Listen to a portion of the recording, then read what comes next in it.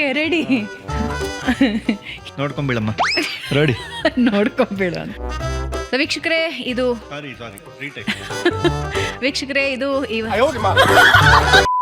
So ENT ನೀವು ಫಸ್ಟಿಗೆ ಶುರು ಮಾಡಿದಾಗ ನಮಗೆಲ್ಲ ಅನಿಸಿದ್ದು ಇದು ಯಾವುದೋ ಕ್ಲಿನಿಕ್ಕು ಅಂತ. ಈಗಲೂ ತುಂಬ ಕನ್ಫ್ಯೂಷನಲ್ಲಿ ಇದ್ದಾರೆ ಜನ. ನಮ್ಮಲ್ಲಿ ಕಂಟೆಂಟ್ ಹೇಳೋರ್ಗಿಂತ ಕರೆಕ್ಷನ್ ಹೇಳೋರು ಜಾಸ್ತಿ. ಈ ಸಿನಿಮಾದಲ್ಲಿ DOP ಸರಿ ಇಲ್ಲ ಅಂತ ನಾವು ಸೆಲ್ಫಿಲ್ ಕ್ಯಾಮ್ರಾ ಅಲ್ಲಾಡ್ತಿರುತ್ತೆ ರಿವ್ಯೂ ಮಾಡೋದು. ಅವಾಗ ಎರಡು ಕಡೆ ಮೂಗ್ ಚುಚ್ಚಿಸ್ಕೊಂಡಿರೋರು ಕಾಂತಾರ ಟೈಮಲ್ಲಿ. ಎರಡು ಕಡೆ ಮೂಗ್ ಚುಚ್ಚಿಸ್ಕೊಂಡಿದ್ರೆ ಕ್ಲೀನಿಂಗು, ಮೇಂಟೆನೆನ್ಸ್, ಹೌಸ್ ಕೀಪಿಂಗ್ ಎಲ್ಲ ಹಿಂಗೆ. ಯಾವಾಗಲೂ ಕಂಟೆಂಟ್ ರೆಡಿ ಆಗೋದು 20%. ಅಥವಾ ಬೇರೆ ಚಾನಲಲ್ಲಿ ಹೇಳ್ಬಿಟ್ಟಿರೋ ತಿರ್ಗಾ ಇಲ್ಲಿ ಯಾಕೆ ಕೇಳಿಸ್ಬೇಕು ಸರ್, ಅಲ್ಲೊಂದು ಹೇಳಿದ್ರಲ್ಲ ನಮ್ದ್ರಲ್ಲೊಂದು ಹೇಳಿ ಸರ್ ಪ್ಲೀಸ್ ಸರ್. ಅದೇ ಎಷ್ಟನಕ್ಕೆ ಲವ್ ಲೆಟ್ರ್ ಬರ್ದಿರಾ ಸರ್ ಅಂದಾಗ ಹೇಳ್ತಾರಲ್ಲ. ಅಜಿತ್ ಸರ್ನ ನಾವು ಹಂಗೆ ನೋಡೇ ಇರಲಿಲ್ಲ. ಭಟ್ರಿಗೆ ಕೇಳಿದೆ, ನೀವು ಎಷ್ಟು ಜನ ಸರ್ ಮಕ್ಕಳು? ನಾವು 9 ಜನ ಕಣ, ನಾನೇ 9ನೇವನು. ನಿಮ್ಮ ತಂದೆ ಬೇರೆ ಏನು ಕೆಲಸ ಮಾಡ್ತಿದ್ರು? ಹಂಗೆ ಆ ಥರದ್ದು ಏನೋ ಸಿಚುವೇಶನ್ ಕ್ರಿಯೇಟ್ ಆಗುತ್ತೆ, ಬಾಯಿಗೆ ಬಂದ್ಬಿಡುತ್ತೆ. ಅದು ಹೆಂಗೆ ಬರುತ್ತೆ, ಇಲ್ಲಿಂದ ಬರುತ್ತೆ. ಮೋಸ್ಟ್ಲಿ ಅದು ಡಾಕ್ಟರ್ ಡೆಲಿವರಿ ಮಾಡಿದವ್ರನ್ನ ಕೇಳ್ಬೇಕು. ಹೌದು ಹೌದು, ಅವಾಗ ತಾನೇ ಅದು ನನ್ನ ಮಗು ಅನ್ಸ್ಕೊಳ್ಳೋದು. ನನ್ನ ಬಗ್ಗೆ ಇನ್ನು ಕೆಟ್ಟದಾಗ ಮಾತಾಡಿರೋರು ಇದ್ದಾರೆ, ಓಕೆ ಚೆನ್ನಾಗಿರಲಿ ಅಂತ. ಹಂಗೆ ನೋವಾಗೋಯ್ತಾ ಸರಿ, ನನಗೆ ಟೌನಲ್ಲೋ ಅಥವಾ ಪ್ಯಾಲೇಸ್ ಗ್ರೌಂಡಲ್ಲಿ ಸೆಟ್ ಹಾಕಬೇಕು, ಒಂದು 10,000 ಜನ ಸೇರಿರ್ಬೇಕು. ಅಲ್ಲಿ ಬಂದು ಕ್ಷಮೆ ಕೇಳ್ತೀನಿ. ಒಬ್ಬ ಗಂಡಸು ಒಂದು ಚಾನಲ್ ಓಪನ್ ಮಾಡ್ತಾನೆ ಅಂದರೆ ಈಗಿನ ಕಾಲದಲ್ಲಿ ತುಂಬ ಕಷ್ಟ. ಯಾರೋ ಒಬ್ಬ ಸೆಲೆಬ್ರಿಟಿ, ಅವ್ನ ಎಲ್ಲ ಸಂಭ್ರಮಗಳು ಗೊತ್ತು, ಅವ್ನದೆಲ್ಲೂ ಈಚೆ ಬಂದಿಲ್ಲ. ಬಟ್ ಅವ್ನು ನಮಸ್ಕಾರ ಸರ್, ಭಾಳ ಚೆನ್ನಾಗಿದ್ದೀರಾ, ನಾನು ನಿಮ್ಮ ಫ್ಯಾನು ಅನ್ನೋಕ್ಕಾಗತ್ತಾ? ಅದೆಲ್ಲ ಕೋವಿಡಲ್ಲಿ ತುಂಬ ಚೆನ್ನಾಗಿ ಗೊತ್ತಾಯಿತು. ಕೋವಿಡಲ್ಲಿ ಪಾತ್ರೆ ತೊಳೆದ್ರ? ಎಲ್ಲ ತೊಳೆದೀನಿ. ನನ್ನ ಮಗ ಚಿಕ್ಕವನಿದ್ದ ಅಲ್ವಾ, ತೊಳಿಲಬಹುದು. ಇಷ್ಟು ಮಾತಾಡ್ತಿರಲ್ಲ, ಕೀರ್ತಿ ಹುಟ್ಟಿದಾಗ ಯಾರು ಬಾಯಿಗೆ ಬರಡಿಟ್ರು?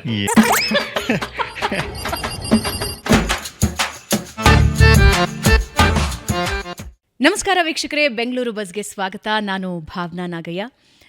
ಪ್ರತಿ ವಾರ ಒಬ್ಬೊಬ್ಬ ವಿಶೇಷ ಅತಿಥಿನ ನಾನು ನಿಮಗೆ ಇಂಟ್ರಡ್ಯೂಸ್ ಮಾಡ್ತೀನಿ. ಆದರೆ ಈ ವಾರ ನಮ್ಮ ಜೊತೆ ಇರೋ ಅತಿಥಿ ಜೊತೆ ಮಾತಾಡಬೇಕೋ ನಗಬೇಕೋ ಈ ಕನ್ಫ್ಯೂಷನ್ನಲ್ಲಿ ನಾನಿದ್ದೀನಿ. ಯಾಕಂದರೆ ಅವ್ರ ಮಾತು ತೆಗೆದ್ರೆ, ಏನಾದರೂ ಸಾಲು ಹೇಳಿದ್ರೆ ಹೊಟ್ಟೆ ಹುಣ್ಣಾಗೋವರೆಗೂ ನಗಿಸ್ತಾರೆ. ಬೇರೆ ಏನೂ ಜಾಸ್ತಿ ಹೇಳಬೇಕಾಗಿಲ್ಲ, ಬರೀ ಒಂದು ಹೆಸರು ಹೇಳಿದ್ರೆ ನಿಮಗೆ ಪರಿಚಯ ಆಗಿಬಿಡುತ್ತೆ. ENT ಕೀರ್ತಿ ನಮ್ಮ ಜೊತೆ ಇದ್ದಾರೆ. ಕೀರ್ತಿ ಅವರೇ ನಮಸ್ಕಾರ, ಕಾರ್ಯಕ್ರಮಕ್ಕೆ ಸ್ವಾಗತ. Thank you. ಬಂದಿದ ತಕ್ಷಣ ಮರ್ಯಾದೆ ತೆಗೆದ್ರಿ ನೀವು. ನಿಮಗೆ ಗೊತ್ತಾಗಿಲ್ಲ ಹೆಂಗೆ ಮರ್ಯಾದೆ ತೆಗೆದ್ರಿ ಅಂತ. ಪ್ರತಿ ವಾರ ಒಬ್ಬೊಬ್ಬರನ್ನ ವಿಶೇಷ ಅತಿಥಿ ನಮ್ಮ ಜೊತೆ ಇದ್ದಾರೆ. ಆದರೆ ಈ ವಾರ ಅಂದಾಗ ಅಲ್ಲಿ ನಾನು ವಿಶೇಷ ಅತಿಥಿ ಅಲ್ಲ ಅಂತ ಅಲ್ವಾ? ವಿಶೇಷದಲ್ಲಿ ವಿಶೇಷ ಅತಿಥಿ ನೀವು. ಏನೋ ಸರಿ ಆಯಿತು. ಆಮೇಲೆ ಇನ್ನೊಂದು ಮಿಸ್ಟೇಕು, ಎಲ್ಲರಿಗೂ ಗೊತ್ತು, ಹೆಸರು ಹೇಳಿದ್ರೆ ಗೊತ್ತಾಗ್ಬಿಡುತ್ತೆ ಅಂತ 10 ಜನ ಕಮೆಂಟ್ ಆಗ್ತಾರೆ ಇವಾಗ, ಏಯ್ ನಂಗೆ ಗೊತ್ತಿರಲಿಲ್ಲ ಅಂತ. ಸರಿ, ಅವರಿಗೆ ಪರಿಚಯ ಮಾಡಿಕೊಡ್ತಾ ಇದ್ದೀರಾ, ಧನ್ಯವಾದ. ಕರೆದಿದ್ದಕ್ಕೆ ಧನ್ಯವಾದ, ಬಂದಿದ್ದಕ್ಕೆ ಧನ್ಯವಾದ. ಸುವರ್ಣ ನ್ಯೂಸ್ ನಮ್ಮ ಪಕ್ಕದ ಮನೆ ಇದ್ದಂಗೆ. ಸೊ ENT ನೀವು ಫಸ್ಟಿಗೆ ಶುರು ಮಾಡಿದಾಗ ನಮಗೆಲ್ಲ ಅನಿಸಿದ್ದು ಇದು ಯಾವುದೋ ಕ್ಲಿನಿಕ್ಕು ಅಂತ. ಕಿವಿನೋ, ಮೂಗಿನ ಸಮಸ್ಯೆನೋ, ಗಂಟ್ಲಿನ ಸಮಸ್ಯೆನೋ ಇದ್ರೆ ಹೋಗ್ಬೋದು ಅಂತ ಅನ್ಕೊಂಡಿದ್ದೆ. ಏಷ್ಯಾನೆಟ್ ಸುವರ್ಣ ನ್ಯೂಸ್ ಪ್ರತಿನಿಧಿಯಾಗಿ ಮಾತಾಡ್ತಾ ಇದ್ದೀರಾ, ಭಾವನಾಗಿ ಮಾತಾಡ್ತಾ ಇಲ್ಲ. ಯಾಕಂದ್ರೆ ಭಾವನಾಗೆ ಗೊತ್ತಿತ್ತಿದ್ದು, ಹಂಗಾಗಿ ನಿಮಗೆಲ್ಲ ಅನಿಸಿರಲಿಲ್ಲ. ಆದರೆ ಏಷ್ಯಾನೆಟ್ ಸುವರ್ಣ ನ್ಯೂಸ್ ಆಗಿ ಗೊತ್ತಿರಲಿಲ್ಲ ನಿಮಗೆ. ಹೇಳಿ. ಸೊ ಏನಿದು, ಯಾಕೆ ENT ಹೆಂಗೆ ಹೊಳಿತು ನಿಮಗೆ, ಹೆಂಗೆ ಶುರು ಆಯಿತು? ಇಂಟ್ರೆಸ್ಟಿಂಗ್. ಹೆಸರಿಂದಾನೇ ಶುರು ಮಾಡ್ಕೋಣ. ಹೇಗಿದ್ದೀರಾ? ENT ಹೇಗಿದೆ? ನಾನು ಸುಮಾರಾಗಿದ್ದೀನಿ, ENT ಸುಮಾರಾಗಿದೆ. ನೀವು ನೋಡಿದವ್ರು ಹೇಳಬೇಕು ಹೆಂಗಿದೆ ENT ಅಂತ. ಸೊ ಹೆಸರು ENT ಎಲ್ಲ ಕಡೆ ಹೇಳ್ತಿರ್ತೀನಿ, ತುಂಬ ಕಡೆ ಹೇಳಿದ್ದೀನಿ. ಆದರೂ ಇನ್ನೊಂದು ಸತಿ ಹೇಳ್ತೀನಿ, ನೀವು ತುಂಬ ಕಡೆ ಹೇಳಿದ್ದೀನಿ ಅನ್ನೋದು ಎಡಿಟ್ ಮಾಡ್ತೀರಾ ಅಂತ ಗೊತ್ತು. ಸೊ ENT ಅಂದರೆ ಶಾರ್ಟ್ ಫಾರ್ಮ್ ಆಫ್ ಎಂಟರ್ಟೈನ್ಮೆಂಟ್ ಅಂತ. ಸೊ ಹೆಸರು ಒಂದು ಸಣ್ಣದಾಗಿ ಕನ್ಫ್ಯೂಸ್ ಆಗುತ್ತೆ ಅಂತ ಏನು ಅನ್ನಿಸ್ತಿರ್ಲಿಲ್ವಾ ಶುರು ಆಗಲಿ? ಏನೋ ಒಂದು ಆಗಬೇಕಲ್ವಾ, ಸುಮ್ಮನೆ ಇರೋದಕ್ಕಿಂತ ಏನೋ ಒಂದು ಆದರೆ ಬೆಟ್ರಲ್ವಾ? ಸೊ ಈಗಲೂ ತುಂಬ ಕನ್ಫ್ಯೂಷನಲ್ಲಿದ್ದಾರೆ ಜನ. ಎಷ್ಟೊಂದು ಜನ ಕನ್ಫ್ಯೂಷನ್ ಆಗಿಲ್ಲ ಅಂದರೆ ಮೋಸ್ಟ್ಲಿ ಇನ್ನೊಂಚೂರು ಸಬ್ಸ್ಕ್ರೈಬರ್ಸ್ ಬಂದಿರ್ತಾರೆ ನನಗೆ. ಇವ್ರದ್ದು ಯಾವುದೋ ಡಾಕ್ಟರ್ ಚಾನಲ್ ಇರಬೇಕು, ಯಾವುದೋ ಕ್ಲಿನಿಕ್ ಇರಬೇಕು ಅಂತ ತುಂಬ ಜನ ನೋಡ್ತಿಲ್ಲ ಅಂತ ತುಂಬ ಜನ ಹೇಳ್ತಾರೆ. ಓಕೆ ಮೇಡಮ್, ನಿಧಾನವಾಗಿ ನೋಡ್ಕೊಳ್ಳಿ, ಅರ್ಜೆಂಟ್ ಏನಿದೆ ಅಲ್ವಾ? ನಾಳೆನೇ ನೋಡಬೇಕು ಅಂತೇನಿಲ್ಲ. ಈಗ ಅವರೆಲ್ಲ ನೋಡೋಕೆ ಶುರು ಮಾಡಿ, ಅರ್ಜೆಂಟ್ ಏನೂ ಇಲ್ಲ, ನಿಧಾನವಾಗಿ ಬರ್ತಾರೆ. ಹೆಂಗೆ ಜರ್ನಿ ಶುರು ಆಯಿತು ಕೀರ್ತಿ? ಅಂದರೆ ಕೀರ್ತಿಯವರ ಒಂದು ವಿಶೇಷ ಏನು ಅಂತ ಹೇಳಿದ್ರೆ, ಅವರ ಪ್ರತಿ ಮಾತಿನಲ್ಲೂ ಒಂದು ಹಾಸ್ಯ ಇರುತ್ತೆ. ಬಟ್ ನೀವು ನಮಗೆ ಪರಿಚಯ ಆದಾಗ ಈ ಪರಿಚಯ ನಮಗಿರಲಿಲ್ಲ. ಈ ರೇಂಜಿಗೆ ಕೀರ್ತಿ ಎಲ್ರದ್ದು ಕಾಲು ಎಳಿತಾರೆ ಅಂತ.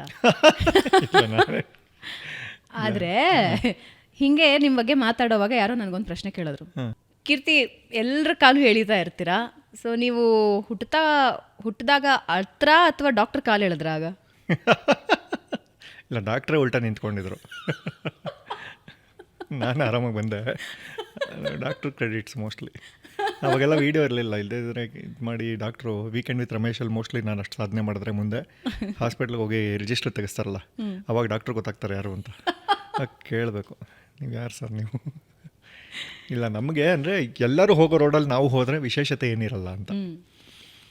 ಇರೋದೇ ಒನ್ ವೇ ಇರುತ್ತೆ ಅಥವಾ ಮ್ಯಾಕ್ಸಿಮಮ್ 2 ವೇ ಇರುತ್ತೆ. ತುಂಬ ಜನ ಓಡಾಡ್ತಿರ್ತಾರೆ, ನಾವು ಯಾಕೆ ಡಿವೈಡರ್ ಮೇಲೆ ಹೋಗ್ಬಾರ್ದು ಅಂತ ಅಲ್ವಾ? ಅವಾಗ ಇವ್ನು ಯಾರು ಹಿಂಗೆ ಹೋಗ್ತಾನೆ ಅಂತ ನೋಡ್ತಾರೆ ನಮ್ಮನ್ನ. ಇಲ್ಲದೆ ನನ್ನ ಯಾಕೆ ನೋಡಬೇಕು? ಒಬ್ಬ ಗಂಡಸು ಒಂದು ಚಾನಲ್ ಓಪನ್ ಮಾಡ್ತಾನೆ ಅಂದರೆ ಈಗಿನ ಕಾಲದಲ್ಲಿ ತುಂಬ ಕಷ್ಟ. ಹೌದಾ?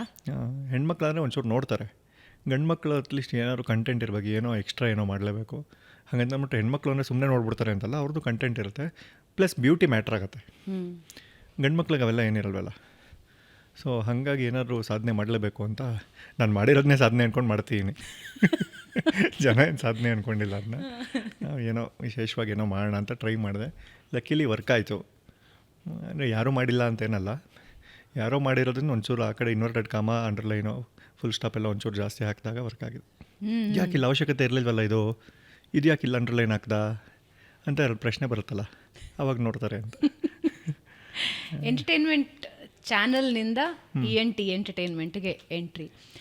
ಸಿ ಲೈಫಲ್ಲಿ ಎಲ್ರಿಗೂ ಒಂದು ಕ್ಷಣದಲ್ಲಿ ಅನಿಸುತ್ತೆ ಅಥವಾ ಒಂದು ಘಟನೆಯಲ್ಲಿ ಅನಿಸುತ್ತೆ, I should choose another path, ಬೇರೆ ಪಾತ್ ಅಂತ. ಹೆಂಗೆ ಅದು ಏನು ಟರ್ನಿಂಗ್ ಪಾಯಿಂಟ್ ಆಯಿತು ನಿಮಗೆ? ಇಲ್ಲ, ಅದು ನನಗೆ ತುಂಬ ಮುಂಚೆಯಿಂದನೂ ನನಗನ್ಸೋದು ಲೈಫ್ ತುಂಬ ಚಿಕ್ಕದು, ತುಂಬ ಇರೋ ವಿಚಾರಗಳನ್ನು ಎಲ್ಲವನ್ನೂ ಎಕ್ಸ್ಪ್ಲೋರ್ ಮಾಡಬೇಕು ಅಂತ. ಒಳ್ಳೆಯದೋ ಕೆಟ್ಟದ್ದು ಅನುಭವಗಳನ್ನು ತೊಗೊಂಡ್ಬಿಡ್ಬೇಕು, ಎಲ್ಲ ಕಡೆ ಕೆಲಸ ಮಾಡಬೇಕು. ಅಂದರೆ ನೀವು ಒಂದೇ ಪಾಯಿಂಟ್ ಆಫ್ ವ್ಯೂ ಕೆಲಸ ಮಾಡ್ಕೊಂಡಿದ್ರೆ ನೀವು ಅಲ್ಲೇ ಇರ್ತೀರಿ ಅಂತ. ನ್ಯೂಸ್ ಪೇಪರ್ ಇದೆ, ರೇಡಿಯೋ ಇದೆ, TV ಇದೆ, ನ್ಯೂಸ್ ಇದೆ, ಎಂಟರ್ಟೈನ್ಮೆಂಟ್ ಇದೆ, ಸಿನಿಮಾ ಇದೆ, ಎಷ್ಟೊಂದಿದೆ ನೋಡಿ. ಇದರಲ್ಲೇ ನಾವು ಎಷ್ಟೊಂದು ಎಕ್ಸ್ಪ್ಲೋರೇ ಮಾಡಿಲ್ಲ. ಅವ್ರು ಮಾಡ್ತಾರೋ ಸಿನಿಮಾ ಇದು ಇನ್ನೂ ಚೆನ್ನಾಗಾಗಬೇಕಾಗಿತ್ತು ಅಂತ ಕಮೆಂಟ್ ಬರೀತಿರ್ತೀವಿ. ಅವ್ನು ಹಗಲು ರಾತ್ರಿ ಬರ್ದಿರ್ತಾನೆ ಆ ಸ್ಕ್ರಿಪ್ಟ್ನ, ನಾವು 3 ಅವರ್ ಹೋಗ್ಬಿಟ್ಟು ಇದು ಹಿಂಗಾಗಬೇಕಾಗಿತ್ತು ಅಂತ. ಅಂದರೆ ಆ ಥರ ಎಲ್ಲ ಇದು ಏನೇನೋ ಇದೆ. ಬಟ್ ಸ್ಟಿಲ್ ಎಷ್ಟು ಮ್ಯಾಕ್ಸಿಮಮ್ ಎಕ್ಸ್ಪ್ಲೋರ್ ಮಾಡ್ಬೋದು. ಮತ್ತು ನಮಗೆ ಗೊತ್ತಿರುತ್ತೆ ನಮ್ಮ ಸ್ಟಫ್ ಏನು ಅಂತ, ನಾವು ಇದನ್ನು ಮಾಡೋಕ್ಕೆ ಸಾಧ್ಯ ಇದೆಯಾ ಆಗಲ್ವಾ ಅಂತ. ಗೊತ್ತಿರೋದಕ್ಕೆ ಯಾಕೆ ಕೈ ಹಾಕಬಾರ್ದು? ಈಗ ರಿಯಾಲಿಟಿ ಶೋಗಳು ಅದು ಇದು ಬರೆದು ಆ್ಯಂಕರ್ಗಳಿಗೆ ಹೇಳಿ ಅಥವಾ ಕಂಟೆಂಟ್ ಅಲ್ಲೇ ಡಿಸೈನ್ ಮಾಡಿದವ್ರಿಗೆ ನಮ್ಮ ಚಾನಲ್ಗೆ ನಾವು ಮಾಡ್ಕೊಳಕ್ಕೆ ಬರಲ್ವಾ ಅಂತ ಒಂದು ಬರುತ್ತೆ. ಟ್ರೈ ಮಾಡೋಣ. ವರ್ಕ್ ಆಗಿಲ್ಲ ಅಂದರೆ ಏನು ಯಾರ ಹತ್ರನೂ ಜಗಳ ಆಡ್ಕೊಂಬಂದಿಲ್ಲ, ಯಾವ ಚಾನಲ್ ಅವರು ಒದ್ದೋಡಿಸಿಲ್ಲ. ಸೊ ಯಾವಾಗ ಹೋದರೂ ಕೇಳಿದ್ರೆ ಕರ್ಕೋತಾರೆ, ಕರ್ಕೊಳ್ದೇನೂ ಇರ್ಬೋದು. ಬಟ್ ಸ್ಟಿಲ್ ಆಪರ್ಚುನಿಟಿ ಇದ್ದಾಗ ಯಾಕೆ ಟ್ರೈ ಮಾಡಬಾರ್ದು ಅಂತ ಒಂದು ದೊಡ್ಡ ರಿಸ್ಕೇ ಅದು. ಆ್ಯಕ್ಚುಲಿ ಕೆಲಸ ಬಿಡೋದು, ಲಕ್ಷಾಂತರ ರೂಪಾಯಿ ಸಂಬಳ ಬಂದಾಗ ಒಂದು ಟ್ರೈ ಮಾಡಿದ್ದು ಲಕ್ಕಿಲಿ. ಕಂಫರ್ಟ್ ಝೋನ್ ಇದೆಯಲ್ಲ, ಅದು ಒಂಥರ ಅಂಟ್ಕೊಂಡಿರೋ ನೆರಳು ಥರ, ಅದನ್ನ ಬಿಡಿಸ್ಕೊಳ್ಳೋದು ಬಹಳ ಕಷ್ಟ. ಕಂಫರ್ಟ್ ಝೋನ್ ಬಿಟ್ಟು ಹೊರಗಡೆ ಏನೋ ಮಾಡಬೇಕು ಅನ್ನೋವಾಗ ನಿಮಗೆ ಬೇಕಾದಷ್ಟು ಕನ್ಫ್ಯೂಷನ್ಸು, ಭಯ ಎಲ್ಲ ಕಾಡ್ತಾ ಇರುತ್ತೆ. ನೀವೇ ಹೇಳ್ದಂಗೆ ಲಕ್ಷಾಂತರ ರೂಪಾಯಿ ಸಂಬಳ ಆಲ್ರೆಡಿ ಬರ್ತಾ ಇರೋವಾಗ ನಾನು ಯಾಕೆ ತಗೋಬೇಕು ರೂಟು ಅಂತ ಅನ್ಸುತ್ತೆ. But at the same time Keerthi, ಒಂದು ಯೂಟ್ಯೂಬ್ ಚಾನಲ್ ಶುರು ಮಾಡೋದು, ಅದರ ಪ್ರೊಡಕ್ಷನ್ ಗಮನ ಹರಿಸೋದು, ಸ್ಕ್ರಿಪ್ಟ್ ಗಮನ ಹರಿಸೋದು, ಯು ಆರ್ 1 man ಆರ್ಮಿ ಆವಾಗ ಶುರು ಮಾಡಿದಾಗ. Was it so easy? ಯಾಕೆಂದರೆ 1000 ಜನ ಅಂದ್ಕೊಳ್ತಾರೆ, ಆದರೆ ಕೈ ಹಾಕೋದೊಂದು 10 ಜನನು. ಕರೆಕ್ಟ್. ಹೆಂಗೆ ಅದು? ಇಲ್ಲ, ಅವ್ರಿಗೆ ಆ ಧೈರ್ಯ ಇದ್ದರೆ, ಅಂದರೆ ಇವಾಗ ನಿಮಗೆ ನಿಮ್ಮ ಪ್ಲಸ್ ಏನು ಅಂತ ಗೊತ್ತು. ಈಗ ನೀವು ಹಾಡ್ತೀರಾ, ನಿಮ್ಮ ಪ್ಲಸ್ಸು. ನಿಮ್ಮ ಕನ್ನಡ ಭಾಷೆ ಸ್ಪಷ್ಟತೆ ಇದೆ, ನ್ಯೂಸ್ ಪ್ರೆಸೆಂಟರು ನಿಮ್ಮ ಪ್ಲಸ್ಸು, ಬೇರೆ ಪುಸ್ತಕಗಳನ್ನು ಓದ್ತೀರಾ, ಅದೆಲ್ಲ ನಿಮ್ಮ ಪ್ಲಸ್. ಇದನ್ನ ಇಟ್ಕೊಂಡು ನೀವು ಏನೇನು ಮಾಡ್ಬೋದು ಅಂತ ನಿಮ್ಗೊಂದು ಕಾನ್ಫಿಡೆನ್ಸ್ ಇರುತ್ತೆ. ಹಾಗೆ ನನಗೆ ಏನೇನು ಗೊತ್ತು ಟ್ರೈ ಮಾಡೋಣ ಅಂತ ಮಾಡಿದ್ದಷ್ಟೇ. ನನಗೇನು ಗೊತ್ತಿಲ್ಲ, ಯಾರೋ ಮಾಡ್ತಿದ್ದಾರೆ ಅಂತ ನಾನು ಮಾಡಿದರೆ ಮೋಸ್ಟ್ಲಿ ಇವತ್ತು ನಾನು ಇಲ್ಲಿ ಕರೆಸ್ತಾನೆ ಇರಲಿಲ್ಲ. ಅಲ್ಲಿ ಫೋನ್ ಮಾಡಿ ಪಾರ್ಕಿಂಗ್ ಕೊಡ್ತೀರಾ ಅಂದರೆ ಅಲ್ಲೆಲ್ಲರೂ ನಿಲ್ಲಿಸ್ಬಿಟ್ಟು ಹೋಗೋ ಅಂತ ಹಂಗೆ ಬೈತಿದ್ರಿ ನೀವು ಅಲ್ವಾ. ಸೊ ಅದು ಒಂದು ಲಕ್ಕಿಲಿ ನಾವು ಮಾಡಿದ್ದೆಲ್ಲ ಚೆನ್ನಾಗಿದೆ ಅಂತಲ್ಲ, ನಮಗೊಂದು ಕಾನ್ಫಿಡೆನ್ಸ್ ಇರಬೇಕು ನಮ್ಮ ಸ್ಟಫ್ ಮೇಲೆ, ನಮಗೆ ಏನು ಟ್ಯಾಲೆಂಟ್ ಇದೆ ಅಂತ. ಅದು ವರ್ಕ್ ಆದರೆ ಖಂಡಿತ ಸಂತೋಷ. ಮತ್ತು ಎಲ್ಲರೂ ಮಾಡಿದ್ದೇ ಮಾಡೋದಕ್ಕೆ ನಾವು ಯಾಕೆ ಬರಬೇಕು? ಮತ್ತೆ ತುಂಬ ಜನ ಮಾಡ್ತಿದ್ದಾರಲ್ವ, ಹೊಸದೇನಾದ್ರು ಮಾಡಬೇಕು. ಅಟ್ಲೀಸ್ಟ್ ಒಂದು ಲೈಟಾದ್ರು ಕಲರ್ ಚೇಂಜ್ ಮಾಡಿಬಿಡ್ಬೇಕು. ನೀವು ಇವಾಗ ಇಲ್ಲಿ ವೈಟ್ ಹಾಕಿರೋ ಲೈಟ್ನ ಬ್ಲೂನೋ ಗ್ರೀನೋ ಹಾಕ್ಬಿಡಿ, 2 ಕಮೆಂಟ್ ಎಕ್ಸ್ಟ್ರಾ ಬರುತ್ತೆ.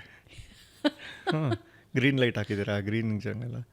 ಅವ್ನು ನೋಡ್ತಾ ಇರೋ ಲೈಟ್ ಎಕ್ಸ್ಪರ್ಟ್ ಅಂತಲ್ಲ, ಅವ್ನು ಹಳೆ ಪಾಡ್ಕಾಸ್ಟ್ ಎಲ್ಲ ನೋಡಿದರೆ ಒಂಚೂರು ವಿಶೇಷವಾಗಿ ಕಾಣ್ತಿದೆ ಅವನಿಗೆ, ಅದನ್ನು ಹೇಳಕ್ಕೆ ಬರ್ತಿಲ್ಲ ಅವನಿಗೆ. ಬಟ್ ಅವನು ಕಮೆಂಟ್ ಹಾಕ್ತಾನೆ ಗ್ರೀನ್. ಅವ್ನು ಇಲ್ಲಿ ಮಾತಾಡಿರೋ ಕಂಟೆಂಟ್ ಮಾತಾಡೋದೇ ಇಲ್ಲ. ಇವತ್ತು ಈ ಪ್ರಶ್ನೆ ಕೇಳಿದ್ರಿ ಚೆನ್ನಾಗಿತ್ತು, ಅವರೇನೋ ಉತ್ತರ ಹೇಳಿದ್ರು ಚೆನ್ನಾಗಿತ್ತು, ಅಥವಾ ನಂಗೆ ಇಷ್ಟ ಆಗಿಲ್ಲ, ಅದು ಓಕೆ. ಈ ಲೈಟಿಂಗ್ ಹೆಂಗಾಗ್ಬಿಟ್ಟಿದೆ ಅಂದರೆ ಅಂತ ನಾನು ರಿವ್ಯೂ ಮಾಡ್ತಿರ್ತಾರೆ, ನೋಡಿದಿರಲ್ಲ ನೀವು ಸಿನಿಮಾದ. ಅವ್ನು ಕ್ಯಾಮ್ರಾ ಹಿಂಗೆ ಅಲ್ಲಾಡ್ತಾ ಇರುತ್ತೆ ಪಾಪ ಸೆಲ್ಫಿಲಿ. ಈ ಸಿನಿಮಾದಲ್ಲಿ DOP ಸರಿ ಇಲ್ಲ ಅಂತ ನಾವು ಸೆಲ್ಫಿಲಿ ಕ್ಯಾಮ್ರಾ ಅಲ್ಲಾಡ್ತಿರುತ್ತೆ ರಿವ್ಯೂ ಮಾಡೋದು. ಸೊ ನಮ್ಮಲ್ಲಿ ಕಂಟೆಂಟ್ ಹೇಳೋರಿಗಿಂತ ಕರೆಕ್ಷನ್ ಹೇಳೋರು ಜಾಸ್ತಿ. ಸೊ ಬಟ್ ಲಕ್ಕಿಲಿ ಒಂದಷ್ಟು ಜನ ಮೋಸ್ಟ್ಲಿ ನನ್ನ ಟೇಸ್ಟ್ನ ಒಪ್ಕೊಂಡು ಬೆಳೆಸಿದ್ದಾರೆ, ಬೆಳೀತಾ ಇದ್ದೀನಿ ಇನ್ನು. ಆರಂಭದಲ್ಲಿ ಕಷ್ಟನಾ ಎಲ್ಲನೂ?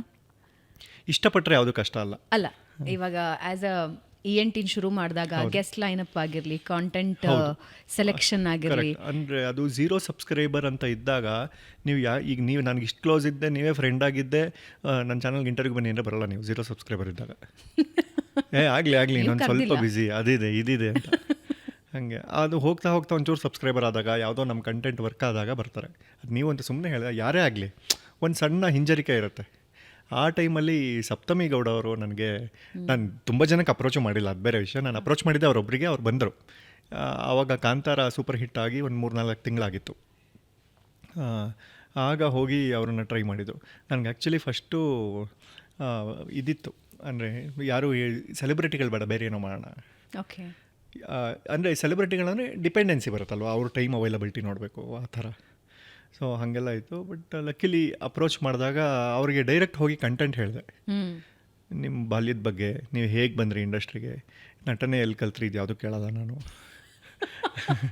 ಹೇಳಿ ಎಷ್ಟು ಖುಷಿ ಆಗುತ್ತೆ, ಏನು ಸಮಾಚಾರ ಇದು ಯಾವುದು ಕೇಳಲ್ಲ, ಮಜಾ ಮಾಡ್ಕೊಂಡು ಹೋಗೋಣ, ಸ್ಟ್ರೈಟ್ ಫಾರ್ವರ್ಡ್ ಬೋಲ್ಡಾಗಿ ಮಾತಾಡೋ ಥರ ಟ್ರೈ ಮಾಡೋಣ ಬನ್ನಿ ಅಂತ. ಈ ಥರ ಕಂಟೆಂಟ್ ಎಕ್ಸ್ಪ್ಲೈನ್ ಮಾಡಿದಾಗ ಖುಷಿಯಾಗಿರು. Content explain in the sense ಹೋಗಿ ಪ್ರಶ್ನೆಗಳನ್ನೆಲ್ಲ ಹೇಳ್ತೀವಿ ಅಂತಲ್ಲ. ಓಕೆ. ಸೊ ಅಂದರೆ ಈ ಫಾರ್ಮ್ಯಾಟೇ ಬೇರೆ ಥರ ಟ್ರೈ ಮಾಡ್ತಾ ಇದ್ದೀನಿ, ಒಂದು ನ್ಯೂ ಫಾರ್ಮ್ಯಾಟ್. ಅದಕ್ಕೆ ಓಕೆನಾ ನಿಮಗೆ, ನನಗೂ ಹೊಸದೇ ಇದು ಟ್ರೈ ಮಾಡೋಣ ಅಂದಾಗ ಅವರು ಓಕೆ ಅಂತ ಬಂದರು. ಬಟ್ ಅದರಲ್ಲಿ ಕ್ಯಾಮ್ರಾದಲ್ಲಿ ತುಂಬ ಗ್ಲಿಚ್ ಇದೆ ನನ್ನ ಫಸ್ಟ್ ಎಪಿಸೋಡಲ್ಲಿ. ಏನೇನು ಅದು ನನಗೆ ಅವಾಗ ಕಲಿಕೆ. ನೀವು ಪ್ರತಿ ಎಪಿಸೋಡ್ ನೋಡಿದಾಗ ಹಳೆ ಎಪಿಸೋಡಲ್ಲಿ ಕ್ಯಾಮ್ರಾದಲ್ಲಿ ಏನೋ ಪ್ರಾಬ್ಲಮ್ ಆಗಿರುತ್ತೆ, ಸೆಕೆಂಡ್ ಎಪಿಸೋಡಲ್ಲಿ ಒಂಚೂರು ಇಂಪ್ರೂವ್ ಆಗಿರುತ್ತೆ. ಹಿಂಗೆ ಹೋಗ್ತಾ ಆ ಕಲಿಕೆ ಹಂತದಲ್ಲಿದ್ವಿ. ಸೊ ಏನೂ ಇಲ್ಲದೆ ಇದ್ದಾಗ ಕೈ ಹಿಡಿದವ್ರು ಅವರು. ಸೊ ಖುಷಿ, ಅವರಿಗೆ ಥ್ಯಾಂಕ್ ಯು.